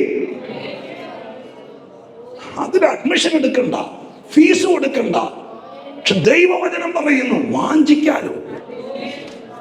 എന്തെങ്കിലും ഒരു വരം ദൈവമേ സ്വത്ര ഈ ആയുസ്സിൽ അങ്ങയുടെ രാജ്യത്തിന്റെ വിശാലതയ്ക്ക് എന്നെ ഇത്രയും വളർത്തിയ, എന്റെ കണ്ണുനീരിന്റെ താഴ്വരയിൽ പിടിച്ചു നിർത്തിയ സഭയ്ക്ക് ഒരു കോൺട്രിബ്യൂഷൻ എന്റെ ഭാഗത്തുനിന്ന് ഉണ്ടാകാൻ സ്വത്ര മാസത്തിന് 500 രൂപയല്ല, ഒരു കൃപാവരം, ഒരു വരം എനിക്ക്, ഒരു ആത്മീയവരം എനിക്ക് തന്നാൽ അത് ഞാൻ വാഞ്ചിക്കുന്നു എന്ന് ദൈവസന്നിധിയിൽ ഈ വാക്യം എടുത്ത് കാണിക്കുന്നു. എത്ര ദൈവമക്കൾക്ക് ആഗ്രഹമുണ്ട് ഈ തിരക്കിനിടയിൽ എനിക്കൊരു വാഞ്ചയുണ്ട്. തുടക്കം വാഞ്ചയിലാണ്. സ്തോത്രം. എന്താണെങ്കിലും നമുക്ക് ഒരാഗ്രഹം ഇല്ലാത്തവൻ ഒരിക്കലും എത്താൻ പറ്റിയല്ല. നമ്മുടെ മനസ്സിൽ ആദ്യം വാഞ്ചിക്കുകയാണ്, ദൈവമേ. എൻ്റെ കൂടെ ജോലി ചെയ്യുന്ന എത്രയോ പേരുണ്ട്. 2 പേരെ കർത്താവിൻ്റെ സഭയിലേക്ക് കൊണ്ടുവരാൻ എന്നെ കൊണ്ട് പറ്റണമെന്ന് വാഞ്ചിക്കുക. First step വാഞ്ച. രണ്ടാമത്തതാണ് റോമലേഖനം 1 നമ്മൾ വായിച്ചത്, പ്രാർത്ഥിക്കുക. വാഞ്ചിച്ചു മാത്രം ഒരു ആഗ്രഹങ്ങളുടെ കൂമ്പാരമായി സ്വത്രം നമ്മൾ ഇരിക്കുകയല്ല. അടുത്തത് പ്രാർത്ഥിക്കുക. വാഞ്ചയകത്ത് കയറിയാൽ ഇടയ്ക്കിടയ്ക്ക് പ്രാർത്ഥിക്കണം. കർത്താവേ, ഞാൻ കുറെ നാളായിട്ട് ആഗ്രഹിക്കുന്നു സ്തോത്രം നിന്റെ വചനം പറയണമെന്ന്. സ്തോത്രം. അത് ആഗ്രഹിക്കുകയും പ്രാർത്ഥിക്കുകയും ചെയ്യാം. കുറച്ചു നാള് പ്രാർത്ഥിച്ചു കഴിയുമ്പോൾ 19ാമത്തെ അധ്യായത്തിനകത്ത് ഇപ്പൊ നമ്മൾ കണ്ടു, സ്തോത്രം, ഹൃദയത്തിനകത്തൊരു ഉറപ്പ് കിട്ടും. സ്തോത്രം. 15ാം അധ്യായത്തിൽ റോമ കാണണമെന്ന് വാഞ്ചിച്ചു. സ്തോത്രം. റോമലേഖനം 1ാം അധ്യായത്തിൽ കുറെ നാള് പ്രാർത്ഥിച്ചു. കുറച്ചുകൂടെ മുന്നോട്ട് പോയപ്പോൾ സ്തോത്രം, ദൈവമായ കർത്താവ് ഒരു ദിവസം ഹൃദയത്തിനകത്തൊരു നിശ്ചയം കൊടുത്തു. ഇനി റോമ കാണാൻ സമയമായി. ഞാൻ ഇന്ന് രാത്രികാലം നിങ്ങളോട് പറയുന്ന കൂടെ പറയാൻ, കുറെ നാളായി ഹൃദയത്തിൽ വാഞ്ചിച്ചുകൊണ്ട് പ്രാർത്ഥിക്കുന്ന വിഷയമുണ്ടെങ്കിൽ അതിനെ ദൈവം തമ്പുരാൻ ഒരു കോമ്പസിൽ കൊണ്ടുപോയി നിർത്തുന്ന ദിവസങ്ങൾ. സ്തോത്രം. ഇന്ന് മെയ് മാസം തീരുകയാണ്. സ്തോത്രം. 6ാം മാസം ആരംഭിക്കുക. നാളെ 2025 6ാം മാസത്തിൽ അനേകം നാളെ നീ ഈ രാജ്യത്തോട് കരഞ്ഞോട് നടന്ന വിഷയത്തെ എന്റെ ദൈവം ഒരു നിശ്ചയമില്ല, എന്ന് കിട്ടുമെന്നറിയില്ല, എന്ന് നടക്കുമെന്നറിയില്ല, കിട്ടുമോ എന്നറിയില്ല. അങ്ങനെയുള്ള കാര്യങ്ങളാണെങ്കിൽ ഒരു നിശ്ചയത്തിലേക്ക് എത്തിപ്പാൻ ഈ പ്രാർത്ഥനയ്ക്ക് കഴിയുമെന്ന് ഇന്ന് രാത്രി വിശ്വസിക്കുന്ന ദൈവമക്കൾ, ഹൃദയത്തിനകത്ത് ആഗ്രഹങ്ങൾ മരവിക്കാത്തവർ, പ്രാർത്ഥനകൾ നിന്നു പോകാത്തവർ, ആത്മീയത്തിനകത്ത് ഇതിനപ്പുറം ചിലതുണ്ടെന്ന് വിശ്വസിക്കുന്നവർ, അവരിന്ന് രാത്രി കാണാൻ തന്നെയിരിക്കരുത്. ഈ ഫൈനൽ ഡേ ചില കാര്യങ്ങൾ ചില പോയിന്റ് ചെന്നെത്തട്ടെ.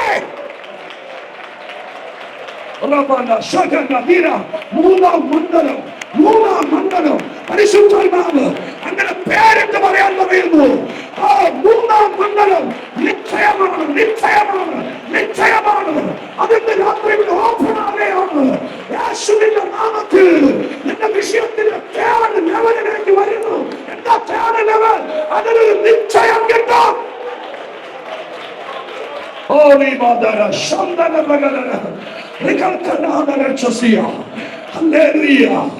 സ്തോത്രം ചെയ്യുന്നു. ഹല്ലേലൂയ. ചില വിഷയങ്ങൾ ഇനി നടക്കുമോ നിശ്ചയമില്ല. ചില കാര്യങ്ങൾ ഇനി മടങ്ങി വരുമോ നിശ്ചയമില്ല.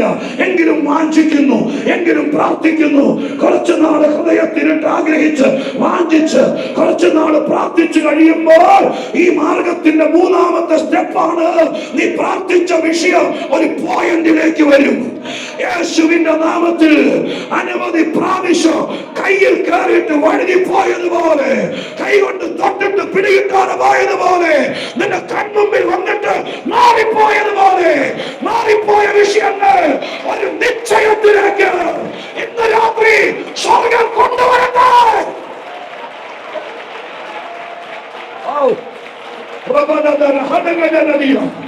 നിന്റെ ഓൺ മൈൻഡാണ് നിശ്ചയിക്കുന്നത്. രക്തം ജയം, രക്തം ജയം, രക്തം ജയം. നിനക്ക് സുവിശേഷ വേലയ്ക്ക് വിളിയുണ്ടോ? അതിൽ നിശ്ചയമുണ്ടാകട്ടെ, നിശ്ചയമുണ്ടാകട്ടെ. നീ ഒരു ദൈവദാസനാണോ? നിശ്ചയമുണ്ടാകട്ടെ. നിന്റെ അകത്ത് ദൈവം ഒരു കൃപ തന്നിട്ടുണ്ടോ? ആർക്കറിയാന്നല്ല, എനിക്ക് തോന്നുന്നല്ല. നിശ്ചയം ഉണ്ടാകട്ടെ. ഒരു സ്റ്റെപ്പ് ബൈ സ്റ്റെപ്പ് ആയിട്ടാണ്. ആദ്യം നമ്മുടെ ഹൃദയത്തിലേക്ക് ഒരു വാഞ്ച വന്നു, അതിനോടനുബന്ധപ്പെട്ട് പ്രാർത്ഥിക്കാൻ തുടങ്ങി. കുറെ നാട് കഴിഞ്ഞപ്പോൾ ആ പ്രാർത്ഥനാ വിഷയം ഒരു നിശ്ചയത്തിലെത്തി. സ്തോത്രം. ഒരു തീരുമാനത്തിലെത്തി. പറഞ്ഞു, ഇനി റോമ കാണേണ്ട സമയമായി, റോമയെ ഒന്ന് കാണണം എന്ന് മനസ്സിൽ നിശ്ചയിച്ചു. ഇതിന്റെ നാലാം മണ്ഡലം സ്തോത്രം. അത് 23-ാമത്തെ അധ്യായത്തിന്റെ 11-ാം വാക്യം. ഇതിന്റെ ഒരു വിഷയത്തിന്റെ നമ്മൾ പറയുന്ന റോമയല്ല, പൗലോസിനെ ഒന്നും അല്ല ഞാൻ ഈ പ്രസംഗിക്കുന്ന കേട്ടോ. സ്തോത്രം. ഒരു ചിത്രം എഴുത്തുകാരന് ഒരു ചിത്രം വരയ്ക്കാൻ ഇതുപോലത്തെ ഒരു പ്രതലം ഉണ്ടെങ്കിലേ വരയ്ക്കാൻ പറ്റുള്ളൂ. സ്തോത്രം. 4 കുപ്പി പെയിന്റും ഒരു ബ്രഷും കൂടി കൊടുത്തിട്ട് ഈ അന്തരീക്ഷത്തിൽ പടം വരയ്ക്കാൻ പറഞ്ഞാൽ പറ്റിയല്ല. സ്തോത്രം. ഒരു പ്രതലം, ഒരു ക്യാൻവാസ് വേണം. എന്നതുപോലെ ഇന്ന് രാത്രി ഇവിടെ സഭയോട് പറയാൻ വേണ്ടിയിട്ടുള്ള ദൂതിന് എനിക്ക് റോമയും പൗലോസിനെയൊക്കെ ഒരു ക്യാൻവാസ് ആയിട്ട് എടുക്കേണ്ടി വരുന്നുള്ളൂ. ഞാൻ പ്രസംഗിക്കുന്നത് റോമയല്ല, പൗലോസിനെ അല്ല. ഒരു തത്വം സഭയ്ക്കകത്ത് നിന്ന് രാത്രി ദൈവം വെളിപ്പെടുത്തുകയാണ്. ഹൃദയത്തിനകത്ത് യേശുവിനെ കിട്ടിയവന്റെ ഹൃദയത്തിനകത്ത് ഒരു ആഗ്രഹം ഉണ്ടാകണം. രക്തസ്രാവക്കാരി സ്ത്രീ വെറും ബിഗ് സീറോ ആയതാ. ഏറിയ വൈദ്യന്മാരാൽ ഏറിയൊന്ന് സഹിച്ചതാ, 12 കൊല്ലം സഹിച്ചതാ. മരുന്നില്ലാത്ത രോഗമാ. പക്ഷെ യേശുവിനെ കുറിച്ചൊരു വാർത്ത കേട്ടു എന്ന് എഴുതിയിരിക്കുന്നത്. ആ വാർത്ത കേട്ടപ്പോൾ ഒരു വാഞ്ച ഉണ്ടായി. ആ പുറകിൽ കൂടെ ചെന്നിട്ട് ആ വസ്ത്രത്തിലെങ്കിലും ഒന്ന് പിടിക്കണമെന്ന് ഒരു വാഞ്ച ഉണ്ടായി. ആ വാഞ്ചയാണ് അവിടെ രക്ഷിച്ചത്. ഒരാഗ്രഹം ഇല്ലാതെ സ്തോത്രം. വെറുതെ ഒരു പ്രസംഗം കേട്ടിരുന്നിട്ട് കഥയില്ല. ഒരാഗ്രഹം ഇല്ലാതെ ഒരു മെമ്പർഷിപ്പ് വർഷം പുതുക്കിക്കൊണ്ടിരുന്നിട്ട് കഥയില്ല. നിങ്ങളുടെ മനസ്സിനെ പിടിച്ചളക്കിക്കൊണ്ട് പറയുക, നീ ഒരു ദൈവദാസനാണ്, നീ ഒരു കൃപയുള്ള ദൈവവൈതനാണ്. സ്തോത്രം. ഈ വേദപുസ്തകത്തിനകത്ത് എന്റെ പിന്നാലെ വരുമ്പോൾ യാതൊരു ആഗ്രഹങ്ങളും പാടില്ല, എല്ലാം മരവിപ്പിച്ചേക്കണം എന്നൊരു വാക്യം ഇതിനകത്തില്ല. സ്തോത്രം. ഇതിനകത്ത് എത്രയോ കാര്യങ്ങൾ ഇതിനകത്ത് നടക്കുന്നു. ആഗ്രഹിച്ചു. സ്തോത്രം. ആഗ്രഹിച്ചത് ദൈവമായ കർത്താവ് നിവർത്തിച്ചു കൊടുത്തു. പൗലോസിന്റെ ഒരു കാര്യം എടുക്കുന്നത്, എത്രയോ കാര്യങ്ങൾ അദ്ദേഹത്തിന്റെ മനസ്സിനകത്ത് കിടക്കുന്നുണ്ട്. അധികം പേരെ നേടണം അദ്ദേഹത്തിന്റെ ഒരു ആഗ്രഹമായിരുന്നു. അതിന് ഞാൻ എന്തുവാ അധികം പേരെ ഈ വേദപുസ്തകത്തിനകത്ത് സ്തോത്രം. അന്നത്തെ കാലഘട്ടത്തിൽ ഏറ്റവും കൂടുതൽ ആളുകൾ നേടിയ അദ്ദേഹമാണ്. കാരണം അദ്ദേഹത്തിന് വാഞ്ചയുണ്ടായിരുന്നു. എനിക്ക് സ്തോത്രം നെറ്റിയിലൊരു ലേബലം കൊണ്ട് നടക്കാനല്ല, ഏതെങ്കിലും സംഘടനയുടെ ഐഡന്റി കാർഡും കൊണ്ട് നടക്കാനല്ല. എനിക്ക് അധികം പേരെ നേടണം. കുറച്ചു നാൾ വാഞ്ചിച്ചപ്പോൾ ദൈവം അതിന്റെ അവസരങ്ങൾ കൊടുത്തു, വിവിധ കൃപാവരങ്ങൾ കൊടുത്തു. ആ കൃപാവരങ്ങൾ അങ്ങ് വ്യാപരിക്കാൻ തുടങ്ങിയപ്പോൾ അധികം പേരെ നേടാൻ പറ്റി. സ്തോത്രം. അദ്ദേഹം ആഗ്രഹിച്ചു, പ്രാർത്ഥിച്ച് അങ്ങനെ പോവല്ല. ഒരു ദിവസം നിശ്ചയിച്ചു, റോമ കാണണം. അതിന്റെ 4-ാം മണ്ഡലം 23:11 വായിച്ചു. രാത്രിയിൽ കർത്താവ് അവന്റെ അടുക്കൽ നിന്നു, ധൈര്യമായിരിക്കാം, നീ എന്നെ കുറിച്ച് യെരൂശലേമിൽ സാക്ഷീകരിച്ചതുപോലെ റോമയിലും സാക്ഷീകരിക്കേണ്ടതാകുന്നു എന്ന് അരുളി ചെയ്തു. എവിടെ നിന്ന് തുടങ്ങിയതാ? നമ്മുടെ പലരും വിചാരം കർത്താവ് അരുളി ചെയ്തട്ടെ എന്നിട്ട് നമുക്ക് ആഗ്രഹിക്കാൻ തുടങ്ങാം. സ്തോത്രം. നമ്മുടെ തലകീഴായി ചിന്തിക്കുന്നത് കർത്താവ് എന്തെങ്കിലും അരുളി ചെയ്യുവാണെങ്കിൽ അന്ന് മുതൽ നമുക്ക് എന്ത് ചെയ്യാം? ആഗ്രഹം. പൗലോസ് അങ്ങനെ അല്ലായിരുന്നല്ലോ. അദ്ദേഹം ആദ്യം വാഞ്ചിച്ചു, എനിക്ക് റോമ കാണണം. പിന്നെ പ്രാർത്ഥിച്ചു, എനിക്ക് റോമയിലെത്തണം. പിന്നെ അദ്ദേഹം നിശ്ചയിച്ചു, ഇനി താമസിക്കരുത്. ഇത്രയും കാര്യങ്ങൾ പൗലോസിന്റെ ഭാഗത്തു നിന്ന് നടന്നപ്പോൾ 4-ാമത്തെ കാര്യം ദൈവത്തിന്റെ ഭാഗത്തു നിന്നുണ്ടായി. സ്വത്രം കർത്താവിന്റെ ഭാഗത്തുണ്ട്. കർത്താവ് എന്ന് പറഞ്ഞു, ഒരു രാത്രിയിൽ ഈ ആഗ്രഹം കൊണ്ട് അതൊക്കെ നടക്കുക, ഇത് തന്നെ പ്രാർത്ഥനയായിട്ട് നടക്കുക. അവസാനം നിശ്ചയിച്ചു, ഇനി അധികം താമസിക്കത്തില്ല, ഇനി എന്താ വന്നാലും വേണ്ടില്ല, എന്തൊക്കെ പരിപാടി മുടങ്ങിയാലും വേണ്ടില്ല, സ്വത്രം റോമിൽ പോയേ പറ്റൂ എന്ന് ഹൃദയത്തിൽ നിശ്ചയിച്ചു. അങ്ങനെ നിശ്ചയം വന്നപ്പോൾ ഒരു രാത്രി യേശു ക്രിസ്തുവിന്റെ അടുക്കൽ നിന്നു. അടുക്കൽ നിന്നിട്ട് പറയാണ്, പൗലോസേ, നീ എന്നെ യെരൂശലേമിൽ സാക്ഷീകരിച്ചതുപോലെ റോമയിലും സാക്ഷീകരിക്കേണ്ടതാണ് എന്ന് അരുളി ചെയ്തു. അപ്പൊ അങ്ങനെയാണെങ്കിൽ അതിനെ നമുക്ക് ഇങ്ങനെ ക്രോഡീകരിക്കാം. സ്വത്രം ആഗ്രഹം അരുളപ്പാടായി മാറി. ഹൃദയത്തിലെ ആഗ്രഹങ്ങളെ, ഹൃദയത്തിലെ പ്രാർത്ഥനകളെ, ദൈവസന്നിധിയിലെ ദൃഢനിശ്ചയങ്ങളെ, തീരുമാനങ്ങളെ ആലോചനയാക്കി മാറ്റുന്നൊരു ദൈവം ഇന്ന് രാത്രി ഇതിന് നടുവിലൂടെ നടക്കുന്നുണ്ടെന്നുള്ള കാര്യം എന്നെ കേൾക്കുന്നവർ മറക്കരുത്. ഇതൊരു ആനുവൽ പ്രോഗ്രാമായി കാണരുത്. ഇതിന് നടുവിലൂടെ ദൈവം നടന്നിട്ട് പറയുകയാണ്, ചില കാര്യങ്ങൾ ഇന്ന് രാത്രി ഞാൻ നിന്റെ ആഗ്രഹങ്ങളെ ഇന്ന് രാത്രി ദൈവം ആലോചനയാക്കാൻ പോവുകയാണ്. ആലോചനയാക്കാൻ പോവുക. ആലോചന, സ്തോത്രം. ദൈവം ഒരു ആലോചനയാക്കി. ഇനിയിപ്പോ ഗ്യാരണ്ടിയായി. സ്തോത്ര, ഹല്ലേലൂയ. നമുക്കറിയാം, നമ്മൾ ഈ വിദേശത്തേക്കൊക്കെ പോകാൻ വേണ്ടി രജിസ്ട്രേഷനൊക്കെ നടത്തുന്നവരല്ലേ, പല കടമ്പകളാണ്. നമ്മുടെ ഫയൽ അവർ സ്വീകരിച്ചെന്ന് രജിസ്ട്രേഷൻ ഒരു പിൻ നമ്പറൊക്കെ തന്നു കഴിഞ്ഞാൽ നമുക്ക് പിന്നെ ഒരു ആശ്വാസമായി സംഭവം. പിന്നെ എന്നതുപോലെ കർത്താവ് ഇങ്ങോട്ട് നമ്മൾ ആഗ്രഹിച്ചു, പ്രാർത്ഥിച്ചു, ഹൃദയത്തിൽ നിശ്ചയിച്ചു, ഇതൊക്കെ എടുത്തോണ്ട് അപ്പോൾ കർത്താവ് അവിടെ നിന്ന് ഇങ്ങോട്ട് അതിനെ ഒരു അരുളപ്പാടാക്കി തന്നു. കർത്താവ് പറഞ്ഞ വാക്യം നിങ്ങൾ കണ്ടോ? സ്തോത്രം. പൗലോസ് ആഗ്രഹിച്ചത്, നീ ആ വാക്യം തരുന്നത്, അദ്ദേഹം സ്തോത്രം ആഗ്രഹിച്ചത് റോമയിൽ പോയിട്ടൊരു സെമിനാരി പണിയണമെന്നാണോ? ആണോ? അല്ല, സ്തോത്രം. ഉള്ളത് പറഞ്ഞാൽ മതി. നിങ്ങൾ ചിന്തിക്കാൻ വേണ്ടി ചോദിക്കുന്ന കുസൃതി ചോദ്യമൊന്നും അല്ല ഇത്. ഉള്ളത് പറഞ്ഞാൽ മതി. അങ്ങനെ നമ്മളെന്താ വായിച്ചത്? റോമയൊന്ന് കാണണം, ഇത്ര ആഗ്രഹിച്ചോളൂ. അല്ല റോമയിൽ പോയിട്ട് ക്രൂസൈഡ് നടത്തണമെന്നോ, റോമയിൽ പോയിട്ട് സെമിനാരി പണിയണമെന്നോ, റോമയിൽ പോയിട്ട് ഒരു വലിയ സ്തോത്രം ഒരു വലിയ സംഭവം നടത്തണമെന്നൊന്നും ആഗ്രഹിച്ചില്ല. റോമയൊന്ന് കാണണമെന്നേ ആഗ്രഹിച്ചു. പക്ഷെ ദൈവത്തിന്റെ സ്വഭാവം ചോദിക്കുന്നതിനേക്കാൾ നനയ്ക്കുന്നതിനേക്കാൾ അത്യന്തം പരമായി ചെയ്യുന്നുള്ളത്. സ്തോത്രം. കാണാൻ ആഗ്രഹിച്ചവനോട് പറഞ്ഞു, കാണാൻ ആഗ്രഹിച്ചവനോട് പറഞ്ഞു. ഞാൻ ആ ഭാഗം പറയുമ്പോൾ ഇങ്ങനെ പറയാറുണ്ട്, സ്തോത്രം, ഹല്ലേലൂയ. കാണാൻ വേണ്ടി ഏത് വിസയിൽ പോയാൽ മതി? ഉള്ള ഏത് വിസയില വന്നേന്നറിയാമോ? ഒരു നാട് കാണാൻ വേണ്ടി ഏത് വിസയിൽ പോയാൽ മതി? ടൂറിസ്റ്റ് വിസയിൽ പോയാൽ മതി, ഒരു ഹോട്ടൽ വിസയിൽ പോയാൽ മതി. എന്തിനാ പോകുന്നേ? കാണാൻ പോവല്ലേ. 15 ദിവസത്തെ ടൂറിസ്റ്റ് വിസ വന്നാൽ മതി കാണാൻ വേണ്ടി. യേശുക്രിസ്തു പറഞ്ഞു, യേശുവിൻ്റെ ടൂറിസ്റ്റ് വിസ ഇല്ല, ഹോട്ടൽ വിസ ഇല്ല, മിഷണറി വിസയേ ഉള്ളൂ. മനസ്സിലായോ? കാണാൻ വേണ്ടി നിന്നെ വിട്ടില്ല. കാരണം നിന്നെ ഒരിടത്തും കാണാൻ വിട്ടിട്ടില്ല. യേശുക്രിസ്തു ആണെങ്കിൽ നിന്നെ ഞാൻ വിട്ട ഒരു സ്ഥലത്തും കാണാൻ വിട്ടിട്ടില്ല. 16-ാം അധ്യായത്തിനകത്ത് പരിശുദ്ധാത്മാവ് നീ പോകാൻ ആഗ്രഹിച്ച സ്ഥലത്തേക്ക് പോകാതെ ദൈവത്തിന്റെ ആത്മാവ് വിലക്കിയിട്ട് മക്കദോന്യക്കാരനായ ഒരു പുരുഷൻ രാത്രി വന്ന് വിളിച്ചിട്ട് ഞങ്ങളെ വന്ന് സഹായിക്കാൻ പറഞ്ഞു. ദൈവം അത് അനുവദിച്ചു. നിന്നെ ഞാൻ മക്കദോന്യക്ക് അയച്ചു. ടൂറിസ്റ്റ് വിസയിലല്ല, മക്കദോന്യ കാണാനല്ല. അങ്ങനെയുള്ള വീട്ടിൽ പോയ വിളിച്ചവന്റെ ദർശനത്തിന് വന്ന് വിളിച്ചവന്റെ വീട്ടിൽ പോയി 3 മാസം താമസിക്കാനല്ല ഞാൻ അവിടെ നിന്നെ വിട്ടത്.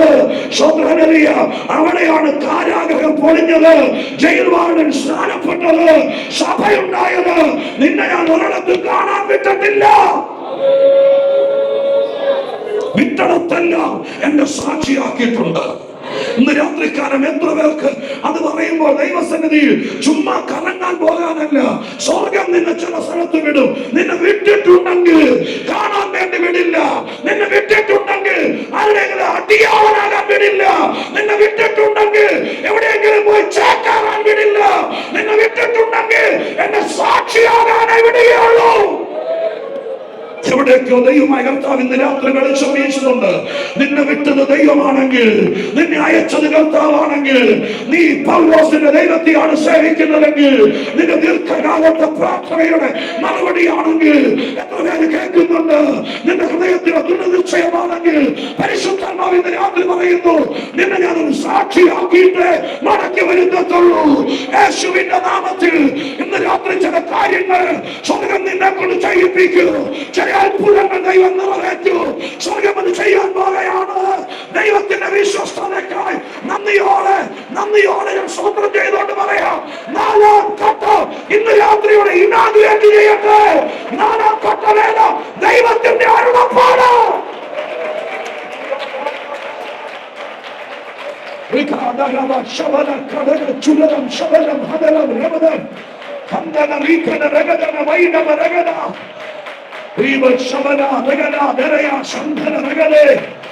നന്ദി നന്ദി നന്ദി നന്ദി നന്ദി നന്ദി നന്ദി നന്ദി. വീണ്ടും പരിശുദ്ധാത്മാവിന്റെ വെളിപ്പാട് ഞാൻ ഇന്ന് രാത്രി നിങ്ങളെ ശുശ്രൂഷിച്ചുകൊണ്ട് നിൽക്കുമ്പോൾ ഇങ്ങനെ പറയാം, നിന്റെ നീണ്ട കാലത്തെ പ്രാർത്ഥന ഒരു വലിയ സാക്ഷ്യമാകാൻ പോകുകയാണ്. ഇന്ന് രാത്രി വിശ്വസിക്ക്, അനേക നാളുകളായി ദൈവത്തോട് പ്രാർത്ഥിക്കുന്ന പ്രാർത്ഥന, ആ പ്രാർത്ഥന എന്നും ലോക്കറിൽ പണയമിരിക്കുന്നത് പോലെ ഇരിക്കത്തില്ല. ആ പ്രാർത്ഥനയെ സ്വർഗസ്ഥനായ ദൈവം ഈ വർഷത്തിന്റെ മധ്യഭാഗത്ത് നടക്കുന്ന ഈ മിഡ്-ഇയർ ഫാസ്റ്റിംഗ് പ്രയറിൽ ദീർഘകാലത്തെ പ്രാർത്ഥന ലോക്കറിൽ വെച്ച് പൂട്ടിയതുപോലെ നിന്റെ സ്വപ്നങ്ങൾ സ്വർഗം പുറത്തെടുത്തിട്ട് പറയുന്നു, ബ്രദർ, പിതാവേ, മാതാവേ, അതൊരു സാക്ഷിയാകാൻ പോകുകയോ.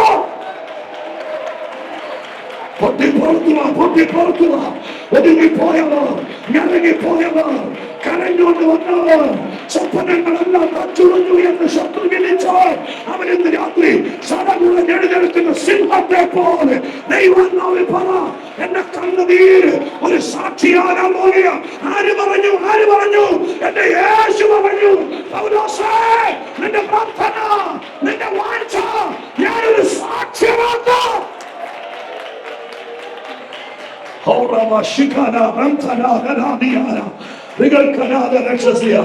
യേശുവിന്റെ നാമത്തിൽ വിശ്വസിച്ചുകൊണ്ട് ഇന്ന് രാത്രിക്കാലം ബാക്കിയുള്ള ഒരു അല്പസമയം കൂടെ ഈ രാത്രി നമ്മുടെ രാത്രി ശുശ്രൂഷയുടെ ഫൈനൽ രാത്രിയാണ്. കഴിയുമെങ്കിൽ ഇന്ന് രാത്രി അവസാനം നമ്മൾ ദൈവസന്നിധിയിൽ ഈ ദൂതുകളെല്ലാം കൂടി ചേർത്ത് വെച്ച് ആത്മനിറവിൽ ആരാധിച്ച് ദൈവത്തെ സ്തുതിച്ച് നമ്മുടെ മേൽ കിടക്കുന്ന സകല മുഖങ്ങൾ ഒടിച്ചിട്ടാണ് ഇന്ന് രാത്രി പോകാവൂ. അതുകൊണ്ട് 4-5 മിനിറ്റ് മുമ്പ് ഞാൻ സന്ദേശം നിർത്താം. കുറെ കാര്യങ്ങൾ പറയാറുണ്ട്. പക്ഷേ ഈ രാത്രി ചെറുതമേ ദുഃഖങ്ങളായി കിടക്കുന്നത്, സങ്കടങ്ങളായി കിടക്കുന്നത് എന്നും നിന്റെ ഹൃദയത്തിൽ ഇത് വെറും സ്വപ്നമായിരിക്കുമെന്ന് യോസേപ്പിനോട് സഹോദരങ്ങൾ പറഞ്ഞതുപോലെ നിനക്ക് കിട്ടിയ വാഗ്ദത്തങ്ങൾ വെറും പാഴാകുമെന്ന് പറഞ്ഞു വെച്ചിരിക്കുന്ന വിഷയങ്ങളെ ഈ 31-ാം രാത്രി സാക്ഷ്യമാക്കുന്ന ദൈവം ഇന്ന് രാത്രിക്കാലം കണ്ടിട്ടേ പോകാവൂ. ആ കൃപ ഇന്ന് രാത്രി പ്രാപിച്ചിട്ടേ പോകാവൂ. നിരാശകൾ മാറട്ടെ, പരാജയ ഭീതി മാറട്ടെ. എന്റെ ആഗ്രഹങ്ങളെ, എന്റെ അഭിവാഞ്ചകളെ, എന്റെ പ്രാർത്ഥനകളെ, എന്റെ ദൃഢനിശ്ചയങ്ങളെ, എന്റെ ഹൃദയ നിശ്ചയങ്ങളെ ഞാൻ ഇൻവെസ്റ്റ് ചെയ്തത് പണമോ സമയമോ നിന്റെ ബുദ്ധിയോ എന്തുമാകട്ടെ ഇൻവെസ്റ്റ് ചെയ്തത് അത് മുഴുവൻ നഷ്ടപ്പെട്ടു എന്ന് ശത്രു പറഞ്ഞത് ഞാനൊരു സാക്ഷിയാക്കും. ചേർന്ന് ഇന്ന് രാത്രി പ്രസംഗം കേൾക്കാതിരിക്കരുത്. ഇന്ന് രാത്രി പോയിട്ട് കുടിക്കാതിരിക്കരുത്. പരിശുദ്ധാത്മാവ് ചിലരോട് തൊട്ട് പറയുന്നു, രാത്രി നീ എന്റെ സാക്ഷിയാകണം. നിന്നെ ചിലർ തയക്കൂ, ചിലർക്ക് നിർത്തോ, അവളെ നീ എന്റെ സാക്ഷിയാകണം.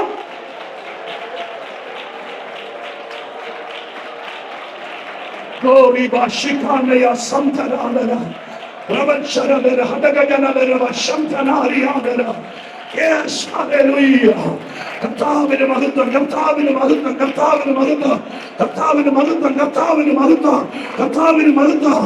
1 റോമ കാണണമെന്ന് വാഞ്ച, 2 റോമയിൽ ചെല്ലണമെന്ന് പ്രാർത്ഥന, 3 റോമയിൽ പോകുമെന്ന് നിശ്ചയം, 4 ആ കാര്യത്തിൽ ദൈവം തന്ന ഉറപ്പ്. ഹല്ലേലൂയ. ഇനി അതിന്റെ 5-ാം തലം 28-ാം അധ്യായം 14-ാം വാക്യം. 28-ാം അധ്യായം 14-ാം വാക്യം. സ്തോത്രം. ഒരു കൊച്ചു വിഷയ. സ്തോത്രം. അതിന്റെ 5-ാം തലം 28-14.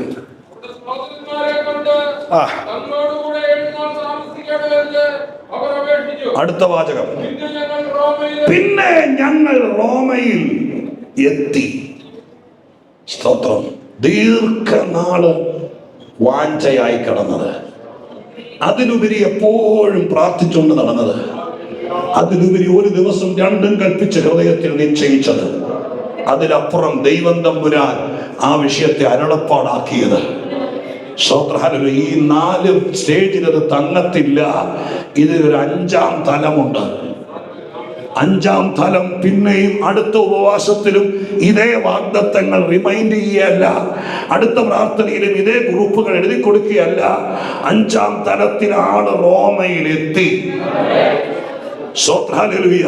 റോമയിലെത്തി. നിങ്ങൾക്കറിയോ, 23-ാം അധ്യായത്തിനകത്ത് പൗലോസിനോട് കർത്താവ് അരുളി ചെയ്തു, നീ റോമയിൽ എത്തുമെന്ന് 23:11 പറഞ്ഞതിനും 28:14 റോമയിൽ എത്തിയതിനും ഇടയിൽ, അത് നിങ്ങൾ ഹോംവർക്ക് ചെയ്യണം പറ്റിയ കേട്ടോ. 23:11 28:14 ഇടയിൽ 9 വിധ വൻകിട തടസ്സങ്ങളാണ് റോമയിൽ എത്താതിരിക്കാൻ പോരാടിയത്. നിങ്ങൾക്കറിയാം, കപ്പൽ യാത്ര, അത് പലക പോലും പൊളിഞ്ഞ് തകർന്നു. അതിനപ്പുറം മെലീത്തെ ചെന്നപ്പോ കൈ പാമ്പ് കടിച്ചു. കപ്പൽ തകർന്ന സമയത്ത് പൗലോസിനെ വെട്ടിക്കൊല്ലാൻ വേണ്ടി പടയാളികൾ വാളൂരി. സ്തോത്രം. വിചാരണ വേളയിൽ, വിസ്താര വേളയിൽ പൗലോസിനെ കൊണ്ടുപോകുന്ന വഴിക്ക് ഒടുക്കിക്കളയാൻ വേണ്ടി 40 പേര് ശപഥമെടുത്തു. സ്തോത്രം. ഈ റോമയിലേക്ക് പോകാൻ കർത്താവ് വിധിച്ചിട്ടും പൗലോസിനെ വിടാതെ ഇവിടുത്തെ റോമൻ ഗവർണർ ഫെലിക്സ്, സ്തോത്രം, ഏകദേശം 2 വർഷത്തോളത്തോളം പൗലോസിനെ തടഞ്ഞു വെച്ചു.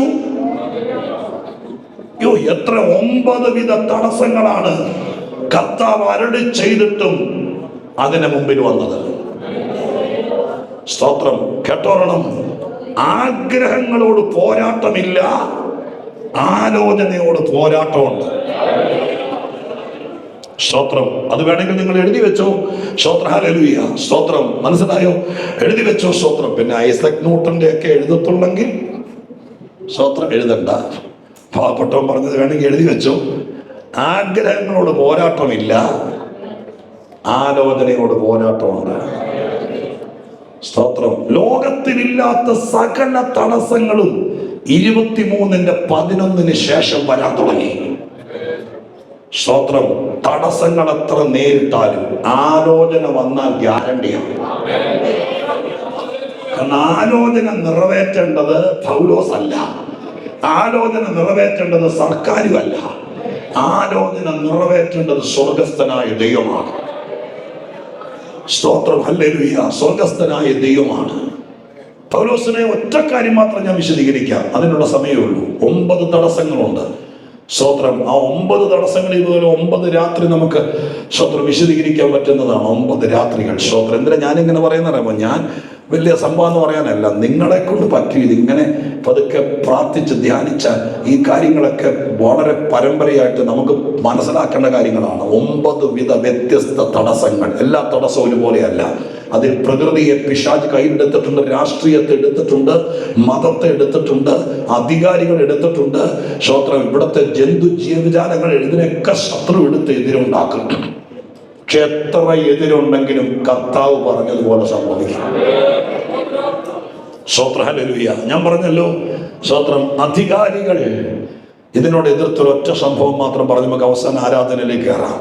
സ്തോത്രം. 24-ാം അധ്യായത്തിന്റെ 22-ാം വാക്യം. 24-22. ഫെലിക്സിന് ഈ മാർഗം സംബന്ധിച്ച് സൂക്ഷ്മമായ അറിവുണ്ടായിരുന്നിട്ടും. അപ്പോസ്തലപ്രവൃത്തി 24-22 വായിക്കുന്നത്.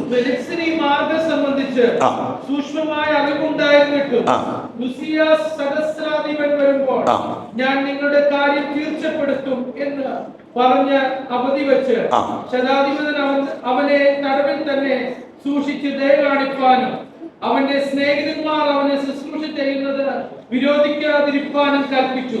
ഇനി 27-ാം വാക്യം. 2 ആണ്ട് കഴിഞ്ഞിട്ട് ഫെലിക്സിന് പിൻവഴിയായി. വന്നപ്പോൾ മതി ശ്രോത്രം, ഞാൻ പറഞ്ഞുവിടാം കേട്ടോളണം. പൗലോസിന് 23-ാമത്തെ അധ്യായത്തിനകത്ത് അരുളപ്പാട് കിട്ടി, നീ റോമിൽ എൻ്റെ സാക്ഷിയാണ്. പൗലോസിനെ തടവിലിട്ടിരിക്കുക.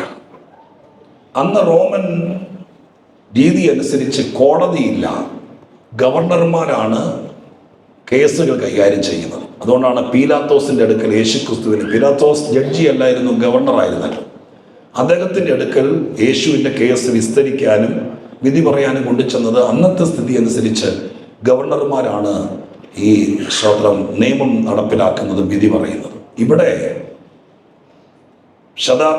ഫെലിക്സാണ് ഇപ്പോഴത്തെ പീലാത്തോസിന് ശേഷം വന്നിരിക്കുന്ന ഗവർണർ. അദ്ദേഹമാണ് പൗലോസിന്റെ കേസ് കൈകാര്യം ചെയ്യുന്നത്. അദ്ദേഹം ഈ മാർഗം സംബന്ധിച്ച്, ഈ പൗലോസ് പറയുന്ന മാർഗം സംബന്ധിച്ച് അദ്ദേഹത്തിന് നന്നായിട്ട് അറിയാം. ഇത് ഞാൻ ആദ്യം പറഞ്ഞ പോലെ കള്ളന്മാരുടെ മാർഗമല്ല, ഇത് സാധാരണക്കാരുടെ മാർഗമാണ്. ഇവർ നന്മയെ പറയുന്നുള്ളൂ എന്ന കാര്യം കൃത്യമായിട്ട് ഗവർണർക്ക് അറിയാം. അറിയാമായിരുന്നിട്ടും ഈ ഫെസ്തോസ് പൗലോസിന്റെ കേസിൽ വിധി പറയുകയില്ല. അയാളുടെ അവധി വെച്ച്, അവൻ്റെ വാക്ക് അവിടെ ഉപയോഗിച്ചിരിക്കുന്നത്, അയാൾ ഓരോ പ്രാവശ്യം കേസ് വിളിക്കുമ്പോൾ പറയും, സ്തോത്രം, നിന്റെ ഫയലും എല്ലാം സഹസ്രാധിപന്റെ കയ്യിൽ, ഇന്ന് അദ്ദേഹം ലീവാണ്, ഒരു കാര്യം ചെയ്യുക, കേസ് മാറ്റിവെക്കാം, സ്തോത്രം, ഇനി അടുത്ത കേസ് നമുക്ക് ഓഗസ്റ്റ് 8 ആക്കാം. പിന്നെ 31-ാം തീയതി ആയുള്ളൂ, ഇനി ഓഗസ്റ്റ് 8 കേസ്. അങ്ങനെയാണല്ലോ കേസിന്റെ രീതി. നീട്ടി വെക്കുമ്പോൾ പൗലോസ് പിന്നെയും ജയിലിലേക്ക് പോകണം 2-2.5 മാസം. ഇങ്ങനെ അവധി വെച്ച് നമ്മൾ 27-ാം വാക്യത്തിൽ വായിച്ചു, 2 വർഷം പൗലോസിനെ വിധി പറയാതെ മെനക്കെടുത്തി. ഒറ്റ ദിവസം കൊണ്ട് ഒന്നുകിൽ ശിക്ഷിക്കണം, അതല്ലെങ്കിൽ സ്തോത്രം പുറത്തു വരണം. ഇതിനുള്ളൂ. ഒരു ന്യായാധിപനെ സംബന്ധിച്ചിടത്തോളം ഇത് ചെയ്യാനുള്ളതുള്ളൂ, പക്ഷെ ചെയ്യുകയല്ല. ഇതെല്ലാം നിങ്ങൾ ഓർത്തോളണം. നമ്മുടെ പേഴ്സണൽ ലൈഫിനകത്ത് ഇതെല്ലാം നടക്കുന്നുണ്ട്. ചിലർ വിചാരിച്ചാൽ മതി, ഒരു ഒപ്പിട്ടാൽ മതി, നിന്റെ കാര്യം നടക്കും. പക്ഷെ ഇടിക്കില്ല പിശാച്. അതിങ്ങനെ തള്ളിക്കൊണ്ട് നടക്കും. നീ ചെല്ലുമ്പോൾ പറയുക, സാറ് വന്നിട്ടില്ല, സ്തോത്രം, അടുത്ത പ്രാവശ്യം തന്നെ ഒരു സ്പോൺസർ ഇവിടെ ഇല്ല, പറഞ്ഞ് ചുമ്മാ നീട്ടിക്കൊണ്ട് നടക്കും. നമ്മളെ സൂചിമോനെ നിർത്തും. സ്തോത്രം. ഇന്ന് രാത്രിക്കാലം അങ്ങനെ ഒരു പ്രശ്നം ഉണ്ടെങ്കിൽ ഞാൻ അതിൽ കയറാതെ നമുക്ക് അവസാന ഭാഗത്ത് കൊണ്ടുവരാൻ ഓർത്ത, പക്ഷേ ഇതിൽ കയറണമെന്നൊരു മനസ്സ് തോന്നിയതിൻ്റെ ഒരു പറയുക. അങ്ങനെ അവധി വെച്ച് നിന്റെ കൊച്ചിന്റെ കാര്യമോ നിന്റെ കാര്യമോ നടക്കേണ്ട സമയം കഴിഞ്ഞിട്ട് നടക്കാതിരിക്കാൻ ഏതെങ്കിലും ശക്തികൾ ആരെ കൊണ്ടെങ്കിലും അവധി വെപ്പിച്ച് നീട്ടി വെപ്പിക്കുന്നുണ്ടെങ്കിൽ ഈ പ്രാർത്ഥനയിൽ അതുകൂടെ അവസാനിക്കണം.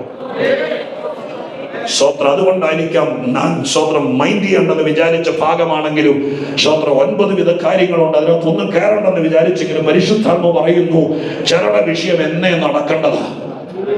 ചില കാര്യങ്ങൾ ഒരാൾ മനസ്സിൽ വെച്ചാൽ മതി, ഒരാളെന്ന് ചുമ്മാ കൈ കൊണ്ട് ഉന്തി വിട്ടാൽ മതി, ആ കേസങ്ങ് കയറിപ്പൊക്കോളും, ആ വിഷയം അങ്ങ് തീർന്നോളും. പക്ഷെ ഇന്ന് രാത്രിക്കാലം അങ്ങനെ ചെയ്യേണ്ടവൻ ചെയ്യാതെ അതിനെ മുഴുവൻ ഇങ്ങനെ ബ്ലോക്ക് ആക്കിയിട്ടിരിക്കുന്നെങ്കിൽ, ഇതിനകത്ത് ആരെങ്കിലും ഇരിക്കുന്നെങ്കിൽ, യേശുവിന്റെ നാമത്തിൽ ഫെസ്തോസിൽ വ്യാപരിച്ച ഫെലിക്സിൽ വ്യാപരിച്ച ആ ദുരാത്മാവ് ദൈവദാസന്റെ വിഷയത്തിൽ, പ്രാർത്ഥിക്കുന്നവന്റെ വിഷയത്തിൽ വാഗ്ദത്തം സ്വർഗത്തിലെ ദൈവം ഒപ്പിട്ട ചെക്ക് പോലെ കയ്യിൽ തന്നിട്ട് അത് നിറവേറാതിരിക്കാൻ, അത് മാറിക്കിട്ടാതിരിക്കാൻ തടസ്സം പറയുന്ന ഏതെങ്കിലും വ്യാപാരങ്ങൾ ഇന്ന് രാത്രി നിന്റെ തലയ്ക്ക് മീത വ്യാപരിക്കുന്നുണ്ടെങ്കിൽ യേശുവിന്റെ നാമത്തിൽ അതിന്ന് രാത്രി പൊട്ടിക്കാവുന്നയോ.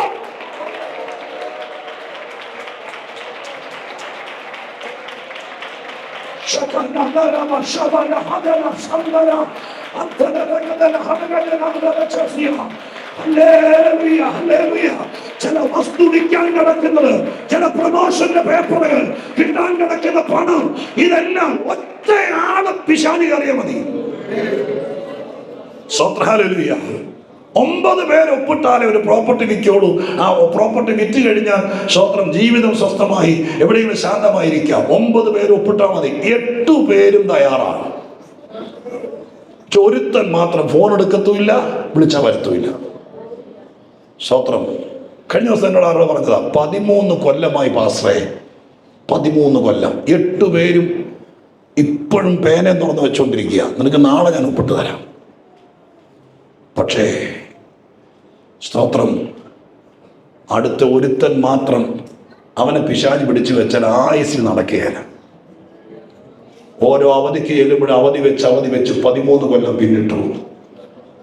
ഇനിയും നടക്കുമെന്നറിയില്ല.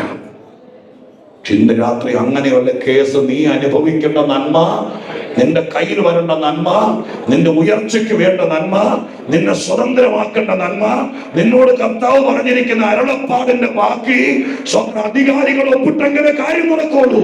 ഇവന് പുറത്തേക്ക് വിടാൻ പറ്റുള്ളൂ. ഇവന് എക്സിറ്റ് ആവുള്ളൂ.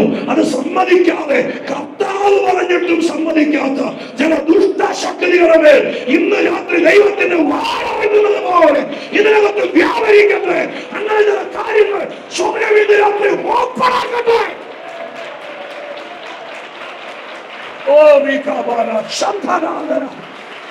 ദൈവമേ, ദൈവമേ, ദൈവമേ, ദൈവമേ, ചിലര് രക്ഷപ്പെട്ടോട്ടെ.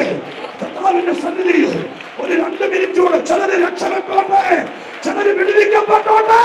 സ്വർഗ്ഗം അത് ചെയ്യട്ടെ.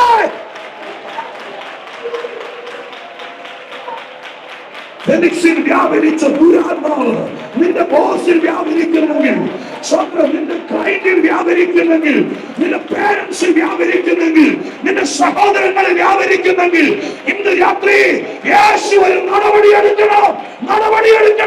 കർത്താവ് അരുളി ചെയ്തിട്ടു നിനക്കത് സാക്ഷനാക്കി തരാത്തത്, സ്വർഗം അനുവദിച്ചിട്ടു നിന്നെ അനുഭവിക്കാൻ സമ്മതിക്കാത്തത്.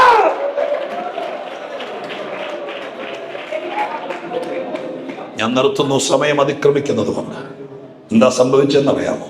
27-ാം വാക്യത്തിൽ വായിച്ചു, 2 ആണ്ട് കഴിഞ്ഞിട്ട് ഫെലിക്സിന് പിൻവാഴിയായി ഫെസ്തോസ് വന്നു. അതിനർത്ഥം മനസ്സിലായോ? ദൈവത്തിന് മനസ്സിലായി, ഫെലിക്സ് ആ കസേരയിൽ ഇരിക്കുന്നിടത്തോളം കാലം പൗലോസിന്റെ യാത്ര നടക്കുകയില്ല, റോമികൾ കാണുകയില്ല. കാരണം അവൻ അവിടെ ഇരിക്കുന്നിടത്തോളം കാലം ഇവന് ഒപ്പിടത്തുമില്ല, ഇവന് വിടുത്തുമില്ല. അതുകൊണ്ട് ആ വാക്കിന്റെ അർത്ഥം, പിൻവാഴിയായി ഫെസ്തോസ് വന്നെന്ന് പറഞ്ഞതിന്റെ അർത്ഥം, ദൈവം തമ്പുരാൻ ഫെലിക്സിനെ ആ കസേരയിൽ നിന്നെടുത്ത് കളഞ്ഞിട്ട് പകരം മറ്റൊരുത്തന് കൊണ്ടുവന്നിരുത്തി. സ്തോത്രം. ഇനിയുള്ള ചരിത്രം ഞാൻ പറയുന്നില്ല, ബൈബിൾ അടക്കുക. എൻ്റെ സ്വഭാവം പറഞ്ഞ രാത്രി മുഴുവൻ നിന്ന് പറയും. സ്തോത്രം. അതുകൊണ്ട് ഞാൻ ബൈബിൾ അടക്കുക. എന്താ സംഭവിച്ചെന്നറിയാമോ? ഫെസ്തോസ് വന്നതിൻ്റെ 8-ാം ദിവസം യെരൂശലേമിൽ മഹാപുരോഹിതനെ കാണാൻ വേണ്ടി പുതിയ ഗവർണർ ചെന്നപ്പോൾ മഹാപുരോഹിതൻ പറഞ്ഞു, ഞങ്ങളുടെ സ്തോത്രം മതത്തിൽ ഉണ്ടായിരുന്നവനും ഞങ്ങളുടെ റബിമാരിൽ ഒരു കൊച്ചു റബിയായിരുന്നവനുമായവൻ ഇപ്പോൾ മോശയുടെ ന്യായപ്രമാണത്തിന് വിരുദ്ധമായി പ്രസംഗിച്ച് നടക്കുന്നത് കൊണ്ട് അവിടെ കഴിഞ്ഞ ഗവർണറുടെ കാലത്ത് സ്തോത്രം അന്തോണിയ കോട്ടയിൽ ജയിലിൽ കിടക്കുന്നുണ്ട്. കഴിഞ്ഞ ഗവർണർ അവൻ്റെ കേസെടുത്തില്ല. നിങ്ങൾ പുതിയ ആളായിട്ട് വന്നിരിക്കുന്നത് കൊണ്ട് സ്തോത്രം എത്രയും പെട്ടെന്ന് അവൻ്റെ വിധി, അവൻ ജീവിച്ചിരിക്കാൻ അർഹനല്ല. കാരണം ന്യായപ്രമാണത്തിനും ദൈവാലയത്തിനും വിരുദ്ധമായി പ്രവർത്തിക്കുന്നവനാണ് എന്ന് പറഞ്ഞാൽ വെളിച്ചത്തിൽ ഗവർണർ കേട്ടിട്ട്, ഫെസ്തോസ് അത് കേട്ടിട്ട് തിരിച്ചു വന്ന് ആദ്യം തന്നെ അദ്ദേഹം ചാർജ് എടുത്തല്ലേ ആദ്യം എടുത്ത ഫയല് പൗലോസിൻ്റെയാണ്. അദ്ദേഹം ഫയൽ എടുത്ത് നോക്കി. 2 വർഷമായിട്ട് കിടക്കുന്ന കേസ് ഫയലാണ്. നോക്കിയപ്പോൾ മതപരമായിരിക്കുന്ന കാര്യങ്ങളായിരിക്കാൻ പുതിയ ഗവർണറായിരിക്കുന്ന ഫെസ്തോസിന് കാര്യങ്ങളെക്കുറിച്ച് അധികം ഗ്രാഹ്യമില്ലാത്തത് കൊണ്ട് അഗ്രിപ്പ രാജാവാണ് ആ കാലഘട്ടത്തിലെ നാട്ടുരാജാവ്. അദ്ദേഹത്തെ കാണാൻ പോകുക എന്നൊരു പ്രോട്ടോകോളുണ്ട്. പുതിയ ഗവർണർ ആ രാജാവിനെ കാണാൻ പോയപ്പോൾ അദ്ദേഹം ഒരു ആവശ്യം ഉന്നയിച്ചു. ഗവർണർ സ്തോത്രം മഹാപുരോഹിതൻ മതകോടതിയുടെ ജഡ്ജിയാണ്. അദ്ദേഹം പറഞ്ഞയച്ച ഒരു വലിയ പ്രമാദമായിരിക്കുന്ന വിഷയമുണ്ട്. അത് മറ്റൊന്നുമല്ല, സ്തോത്രം പൗലോസ് എന്ന പേരുള്ളൊരു പ്രതി ഇവിടെ ഉണ്ട്. അവൻ്റെ കേസ് എത്രയും പെട്ടെന്ന് തീർപ്പാക്കണമെന്ന്. ഞാൻ ആ ഫയൽ ഓപ്പൺ ചെയ്തു, പക്ഷെ എനിക്കൊന്നും പിടികിട്ടുന്നില്ല. അങ്ങനെ ഒന്ന് സഹായിക്കണം ഈ കേസ്. അപ്പോൾ അഗ്രിപ്പ പെട്ടെന്ന് പറഞ്ഞു, പൗലോസ് പ്രസംഗിക്കുന്ന പൗലോസാണോ? അതെ. സ്തോത്രം. അവനെ കുറിച്ച് ഞാൻ കേട്ടിട്ടുണ്ട്. അവൻ്റെ പ്രസംഗം കേൾക്കാൻ എനിക്ക് ആഗ്രഹമുണ്ട്. ബൈബിളിലെ കാര്യം നിങ്ങൾ വായിച്ചിട്ടില്ലേ? സ്തോത്രം. അപ്പോൾ ഫെസ്തോസ് പറഞ്ഞു, ഒരു കുഴപ്പമില്ല, അവൻ്റെ പ്രസംഗം കേൾക്കാം, അവൻ്റെ കേസ് നടപ്പാക്കാം. ഒരു ദിവസം നിശ്ചയിച്ചു. അങ്ങനെ സ്തോത്രം അഗ്രിപ്പാവും ഫെസ്തോസും കൂടി ജഡ്ജ്മെന്റ് സീറ്റിൽ നിൽക്കുന്ന ഒരു ദിവസം പൗലോസിനെ പ്രതിയായി കൊണ്ടുവന്നു. യെരൂശലേമിലെ മഹാപുരോഹിത വൃന്ദത്തെ കാര്യം അറിയിച്ചപ്പോൾ അവിടെ നിന്നൊരു വക്കീലിനെ കൂട്ടിക്കൊണ്ട് സ്തോത്രം മഹാപുരോഹിതന്മാരും യഹൂദന്മാരും പൗലോസിന്റെ കേസ് തീർപ്പാക്കാൻ വേണ്ടി വധിക്കുകയാണ്. അവിടെ വന്ന് നിൽക്കുന്ന സമയത്ത് മുഴുവൻ കേസുകൾ പരിശോധിച്ചു. പൗലോസിന് പറയേണ്ട കാര്യങ്ങളൊക്കെ പറയാൻ വേണ്ടി അനുവാദം കൊടുത്തു. മുഴുവൻ കാര്യങ്ങൾ വിസ്തരിച്ചു കഴിഞ്ഞ് എല്ലാം വിശദമായി കാര്യങ്ങൾ മനസ്സിലാക്കി കഴിഞ്ഞപ്പോഴത്തേക്കും സ്തോത്രം അഗ്രിപ്പാവ് ഫെസ്തോസിന്റെ ചെവി പറഞ്ഞു, ഈ മനുഷ്യൻ മരിക്കത്തക്ക രീതിയിൽ ഇവര് പറയുന്നവരുടെ പ്രമാദമായ വ്യക്തിപരമായ കുറ്റമൊന്നും ചെയ്തിട്ടില്ല. സ്തോത്രം. ഇവനെ സ്തോത്രം ഒരു കാര്യം ചെയ്യും, ഇവരെ യഹൂദന്മാരെ പ്രസാദിപ്പിക്കാൻ വേണ്ടി ഒരു ചെറിയ പെറ്റി കേസിന്റെ നടപടി പോലെ ചെറിയ ശിക്ഷ നടപ്പാക്കിയിട്ട് ഇവനെ അങ്ങ് വിട്ടയക്കും. പ്രമാദമായിരിക്കുന്ന കേസൊന്നുമില്ല, അതിന് തക്കവണ്ണം തെളിവുകളുമില്ല, അതിൻ്റെ പേര് ഇവനെ വിട്ടയക്കാം എന്ന് പറഞ്ഞ് ഫയൽ ക്ലോസ് ചെയ്യാൻ വേണ്ടി നോക്കുമ്പോഴാണ് പേപ്പറുകൾ മറയ്ക്കുമ്പോൾ അതിനകത്തൊരു അത്ഭുതം കണ്ടു. അത്ഭുതം മറ്റൊന്നുമല്ല, പൗലോസ് ഫെലിക്സ് ഗവർണറായിരുന്ന സമയത്ത് ഒരു അപ്പീൽ കൊടുത്തിരുന്നു. അപ്പീൽ ഇപ്രകാരമാണ്: അങ്ങയുടെ കോടതിയിൽ എനിക്ക് ഒരു കാലത്ത് നീതി കിട്ടില്ലെന്ന് എനിക്കറിയാം സ്തോത്രം, കാരണം അങ്ങ് എന്നിൽ നിന്ന് ദ്രവ്യം ആഗ്രഹിക്കുന്നു. ബൈബിൾ എഴുതിയിട്ടുണ്ട് സ്തോത്രം. പൗലോസ് അവന് ദ്രവ്യം കൊടുക്കുമെന്ന് ആഗ്രഹിച്ചു, അഥവാ കൈക്കൂലി കൊടുക്കുമെന്ന് ആഗ്രഹിച്ചു. അതുകൊണ്ട് കൈക്കൂലി മേടിക്കുന്ന ഒരു ജഡ്ജിയുടെ കോടതിയിൽ ഒരിക്കൽ പോലും നീതി നടക്കില്ലാത്തതിൻ്റെ പേരിൽ ഞാനൊരു റോമൻ പൗരനാകയാൽ ഞാൻ കൈസരെ അഭയം ചൊല്ലുന്നു. എൻ്റെ കേസ് സുപ്രീം കോർട്ടിലേക്ക്, അഥവാ റോമിലെ കൈസറുടെ കോടതിയിലേക്ക് മാറ്റിത്തരണം. ഞാൻ അവിടെ പോയി കേസിന്റെ വിസ്താരവും വിധിയും സമ്പാദിച്ചോളാം എന്ന് ഫെലിസ്തീന് കൊടുത്ത അപ്പീല് ആ കള്ളൻ അത് കൈകാര്യം ചെയ്യാതെ, സ്തോത്രം, കള്ളനെ വിളിച്ചിട്ട് കിടക്കുണ്ടോ? ഇല്ല, നിങ്ങളുടെ മുഖം കണ്ടിട്ട് നിങ്ങളുടെ ആരണ്ടെന്ന് തോന്നുന്നു. സ്തോത്രം, കൈകാര്യം ചെയ്യാതെ സ്തോത്രം ആ അപ്പീല് മുക്കി വെച്ചു. ഇത് മറച്ചു നോക്കുമ്പോഴാണ് അഗ്രിപ്പ കാണുന്നത്. നിക്ക് വിധി പറയാൻ നിൽക്കുക, കാരണം ഈ പ്രതി റോമൻ പൗരനാണ്, അത് നമ്മൾ അറിഞ്ഞില്ല. മാത്രമല്ല, ഒരു റോമ പൗരൻ കൈസരെ അഭയം ചൊല്ലിയിരിക്കുമ്പോൾ സ്തോത്രം, ആ കൈസറുടെ കോടതിയിൽ തീർക്കേണ്ട കേസ് കീഴ്ക്കോടതിയിലെ ജഡ്ജി ആയിരിക്കുന്ന താങ്കൾ വിധി പറഞ്ഞു എന്നുള്ളത് പിന്നീട് എപ്പോഴും ഒരു കേസ് കുത്തിപ്പൊക്കിയാൽ കൈസർ പറയേണ്ട വിധി നിങ്ങൾ പറഞ്ഞാൽ നിങ്ങളുടെ സ്ഥാനത്തിനത് സ്തോത്രം, നിങ്ങൾ പെൻഷൻ പറ്റിയാലും പ്രശ്നമാകും. അതുകൊണ്ട് ഇതിനകത്ത് ഒരു വഴിയുള്ളൂ, അടുത്ത കപ്പലിൽ സകലവിധ സന്നാഹത്തോടുകൂടെ ഈ പ്രതിയെ റോമിലേക്ക് അയക്കണം. ഓ പ്രൈസ്, നിങ്ങൾക്ക് മനസ്സിലായോ? സ്തോത്രം. വണ്ടിക്കൂലി പോക്കറ്റിൽ നിന്ന് എടുക്കാതെ സർക്കാർ ചെലവിൽ തമ്പുരാൻ പൗലോസിനെ റോമിൽ എത്തിച്ചു. സ്തോത്രം. ഇന്ന് രാത്രികാലം ഞാൻ നിങ്ങളോട് പറയാം, നിന്റെ നന്മയ്ക്കെതിരെ ആര് പോരാടിയാലും അതിന്റെ പെനാൽറ്റി സർക്കാരിന്റെ ഖജനാവിൽ നിന്നെടുത്ത് നിന്നെ എത്തിക്കേണ്ടിടത്ത് എത്തിക്കാൻ കരുത്തുള്ള ദൈവമാണ് ഈ 6 ദിവസം നമ്മോട് സംസാരിച്ചുകൊണ്ടിരുന്നത്. ദൈവത്തിന്റെ വഴി വിട്ടു മാറാതെ കർത്താവിന്റെ കൃപയിൽ നിന്നാൽ അവരെ സഹായിപ്പാൻ ദൈവം വിശ്വസ്തനാണ്. ഇനി ഒരൊറ്റ വാക്ക്, നമുക്ക് എഴുന്നേറ്റ് നിൽക്കാം. ഒരു പാട്ടുപാടി ആരാധിക്കാൻ വേണ്ടി പോകുകയാണ്. 1 മിനിറ്റോടെ ചേർന്ന് പ്രാർത്ഥിച്ചിട്ട് നിങ്ങൾ പോകാവൂ. സ്തോത്രം, ഹല്ലേലൂയ. ഒരൊറ്റ വാക്ക്, ആ കാലത്ത് കലഹമുണ്ടായി എന്നാണ് എഴുതിയിരിക്കുന്നത്. സ്തോത്രം. എന്തിനാണ് കലഹമുണ്ടായതെന്ന് പറയാതെ അവസാനിപ്പിച്ചാൽ അതിനറ്റത്തൊരു വാല് ബാക്കി കിടക്കും. എന്തിനാന്ന് ഞാൻ പറയാം. സ്തോത്രം. ആ 21-ാമത്തെ വാക്യത്തിനകത്താണ് പൗലോസ് റോമ കാണണമെന്ന് മനസ്സിൽ നിശ്ചയിച്ച് പൗലോസിന് ചെറിയ പണി ചെയ്തു. എന്താണെന്നറിയാമോ? തിമോത്തോസിനെയൊക്കെ 2 പേരെ മക്കദോനിക്ക് അയച്ചിട്ട് കുറേ കാലം, അങ്ങനെ എഴുതിയിരിക്കുന്നത്, കുറേ കാലം ആസിയിൽ താമസിച്ചു. അതിനർത്ഥം ഹൃദയത്തിൽ തീരുമാനമുണ്ടായാൽ പിന്നെ കുറേ കാലം വെറുതെ സമയം കളയരുത്. കുറെ കാലം അവിടെ തങ്ങിയപ്പോൾ ദൈവം നിശ്ചയിച്ചു, ഇവനെ ഇവിടെ നിന്ന് ഇളക്കണമെങ്കിൽ ഒരു കലഹം ഉണ്ടായെങ്കിലേ പറ്റൂ. അതുകൊണ്ട് ദൈവം തമ്പുരാൻ ഈ മാർഗത്തെ ചൊല്ലി പട്ടണത്തിൽ കലഹമുണ്ടാക്കിയപ്പോൾ പൗലോസിന് അവിടെ നിൽക്കാൻ പറ്റാതെയായി. അവൻ അടിവേര് പറഞ്ഞു. അങ്ങനെ ദൈവം അരുളി ചെയ്ത അരുളപ്പാടുകൾക്ക്, ദൈവം പറഞ്ഞിരിക്കുന്ന വാഗ്ദത്തങ്ങൾക്ക് നമ്മളായിട്ട് താമസം ഉണ്ടാക്കിയാൽ വേണ്ടാത്ത കലഹം എല്ലാം ഉണ്ടാവും. സ്തോത്രം. എല്ലാ കലഹവും പിശാച് ഉണ്ടാക്കുന്നതല്ല.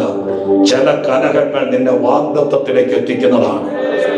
നീ ഉറച്ചുപോയ ചില മെന്റലി സ്ഥാനങ്ങളിൽ നിന്ന് നിന്റെ മനസ്സിനെ പറിച്ചെടുത്ത് നീ ആരാകണമെന്ന് നിശ്ചയിച്ച സ്ഥാനത്തേക്ക് സ്വർഗ്ഗസ്ഥനായ ദൈവത്തിന് നിന്നെ കൊണ്ടുവരണമെങ്കിൽ ചില ഇളക്കങ്ങളൊക്കെ നടന്നേ പറ്റൂ. ദൈവം അത് ചെയ്തിട്ടാണെങ്കിലും എത്തിക്കേണ്ടിടത്ത് എത്തിക്കും. ഇന്ന് രാത്രി നാം ഒരുമിച്ച് ദൈവത്തിന് സ്തോത്രം ചെയ്യാൻ തുടങ്ങിയ എത്ര പേര് കണ്ണുകളടച്ച് പ്രാർത്ഥിച്ചുകൊണ്ട് വിശ്വസിക്കും, ഈ രാത്രികാലം എന്നോട് കർത്താവ് ഒരു കാര്യം പറഞ്ഞിട്ടുണ്ട്, നിന്നെ ഈ ഗ്രൗണ്ട് ലെവലിൽ ഇട്ടുകൊണ്ടിരിക്കില്ല, നിന്നെ ഞാൻ ഉയർത്തും, നിന്നെ ഒരു സാക്ഷിയാക്കും, നിന്റെ ദീർഘകാലത്തെ കണ്ണീരും പ്രാർത്ഥനയും ഞാനൊരു മറുപടിയാക്കും. ഈ പ്രാവശ്യത്തെ ഉപവാസ പ്രാർത്ഥനയിൽ അനേകരുടെ വിഷയം സാക്ഷ്യമാകാൻ പോകുക. ഒരുപാട് നാളത്തെ ഉപവാസം, ആരും അറിയാത്ത കണ്ണുനീരിന്റെ പ്രാർത്ഥന, അത് ദൈവം ഒരു സാക്ഷ്യമാക്കാൻ പോകുക. അങ്ങനെ വിശ്വസിക്കുന്നവർ ചേർന്ന് ദൈവത്തിന് സമയം പോകുന്നു. വേഗത്തിൽ ദൈവത്തിന് നന്ദി പറഞ്ഞോട്ടെ. ഒരു സാക്ഷ്യം ദൈവമാക്കട്ടെ. പരിശുദ്ധനെ, ഞങ്ങൾ ഒരുമിച്ച് പ്രാർത്ഥിക്കുന്നു. കരമടിച്ച് ദൈവത്തിൽ ആരാധിക്കുമ്പോൾ, ദൈവവചനം വിശ്വസിക്കുമ്പോൾ, അങ്ങയുടെ നാമത്തെ ഉയർത്താൻ എന്നെ ഇവിടെ അയച്ചതുകൊണ്ട് എന്റെ ജീവിതത്തിന്റെ സങ്കട വേളയിലാണെങ്കിലും ഞാൻ ഇന്ന് രാത്രി യേശുവിന്റെ നാമത്തിൽ സഭയെ അനുഗ്രഹിക്കുന്നു. ഞാൻ ഇവിടെ വന്നത് ഉപകാരമാകണം. ചില പ്രാർത്ഥനാ വിഷയങ്ങൾ സാക്ഷ്യമാകണം, അരണപ്പാടാകണം. അതിനെതിരെ നിൽക്കുന്ന ഫെനിക്സിൽ വ്യാപരിച്ച വ്യാപാരം പോലെ ദൈവം പറഞ്ഞ കാര്യങ്ങൾ നടക്കാതിരിക്കാൻ വഴിയിൽ കയറി തടയുന്ന സകല അധികാരങ്ങളെയും അന്ധകാര വ്യാപാരങ്ങളെയും ഈ രാത്രി ഞങ്ങൾ ഒരുമിച്ച് ആരാധിച്ച് ശ്വാസിക്കുന്നു. പൊടിയട്ടെ, അവന്റെ പൊടിയട്ടെ. പരിശുദ്ധാത്മാവ് ചെയ്യണം, സഭയെ സഹായിക്കണം. യേശുവിന്റെ നാമത്തിൽ തന്നെ.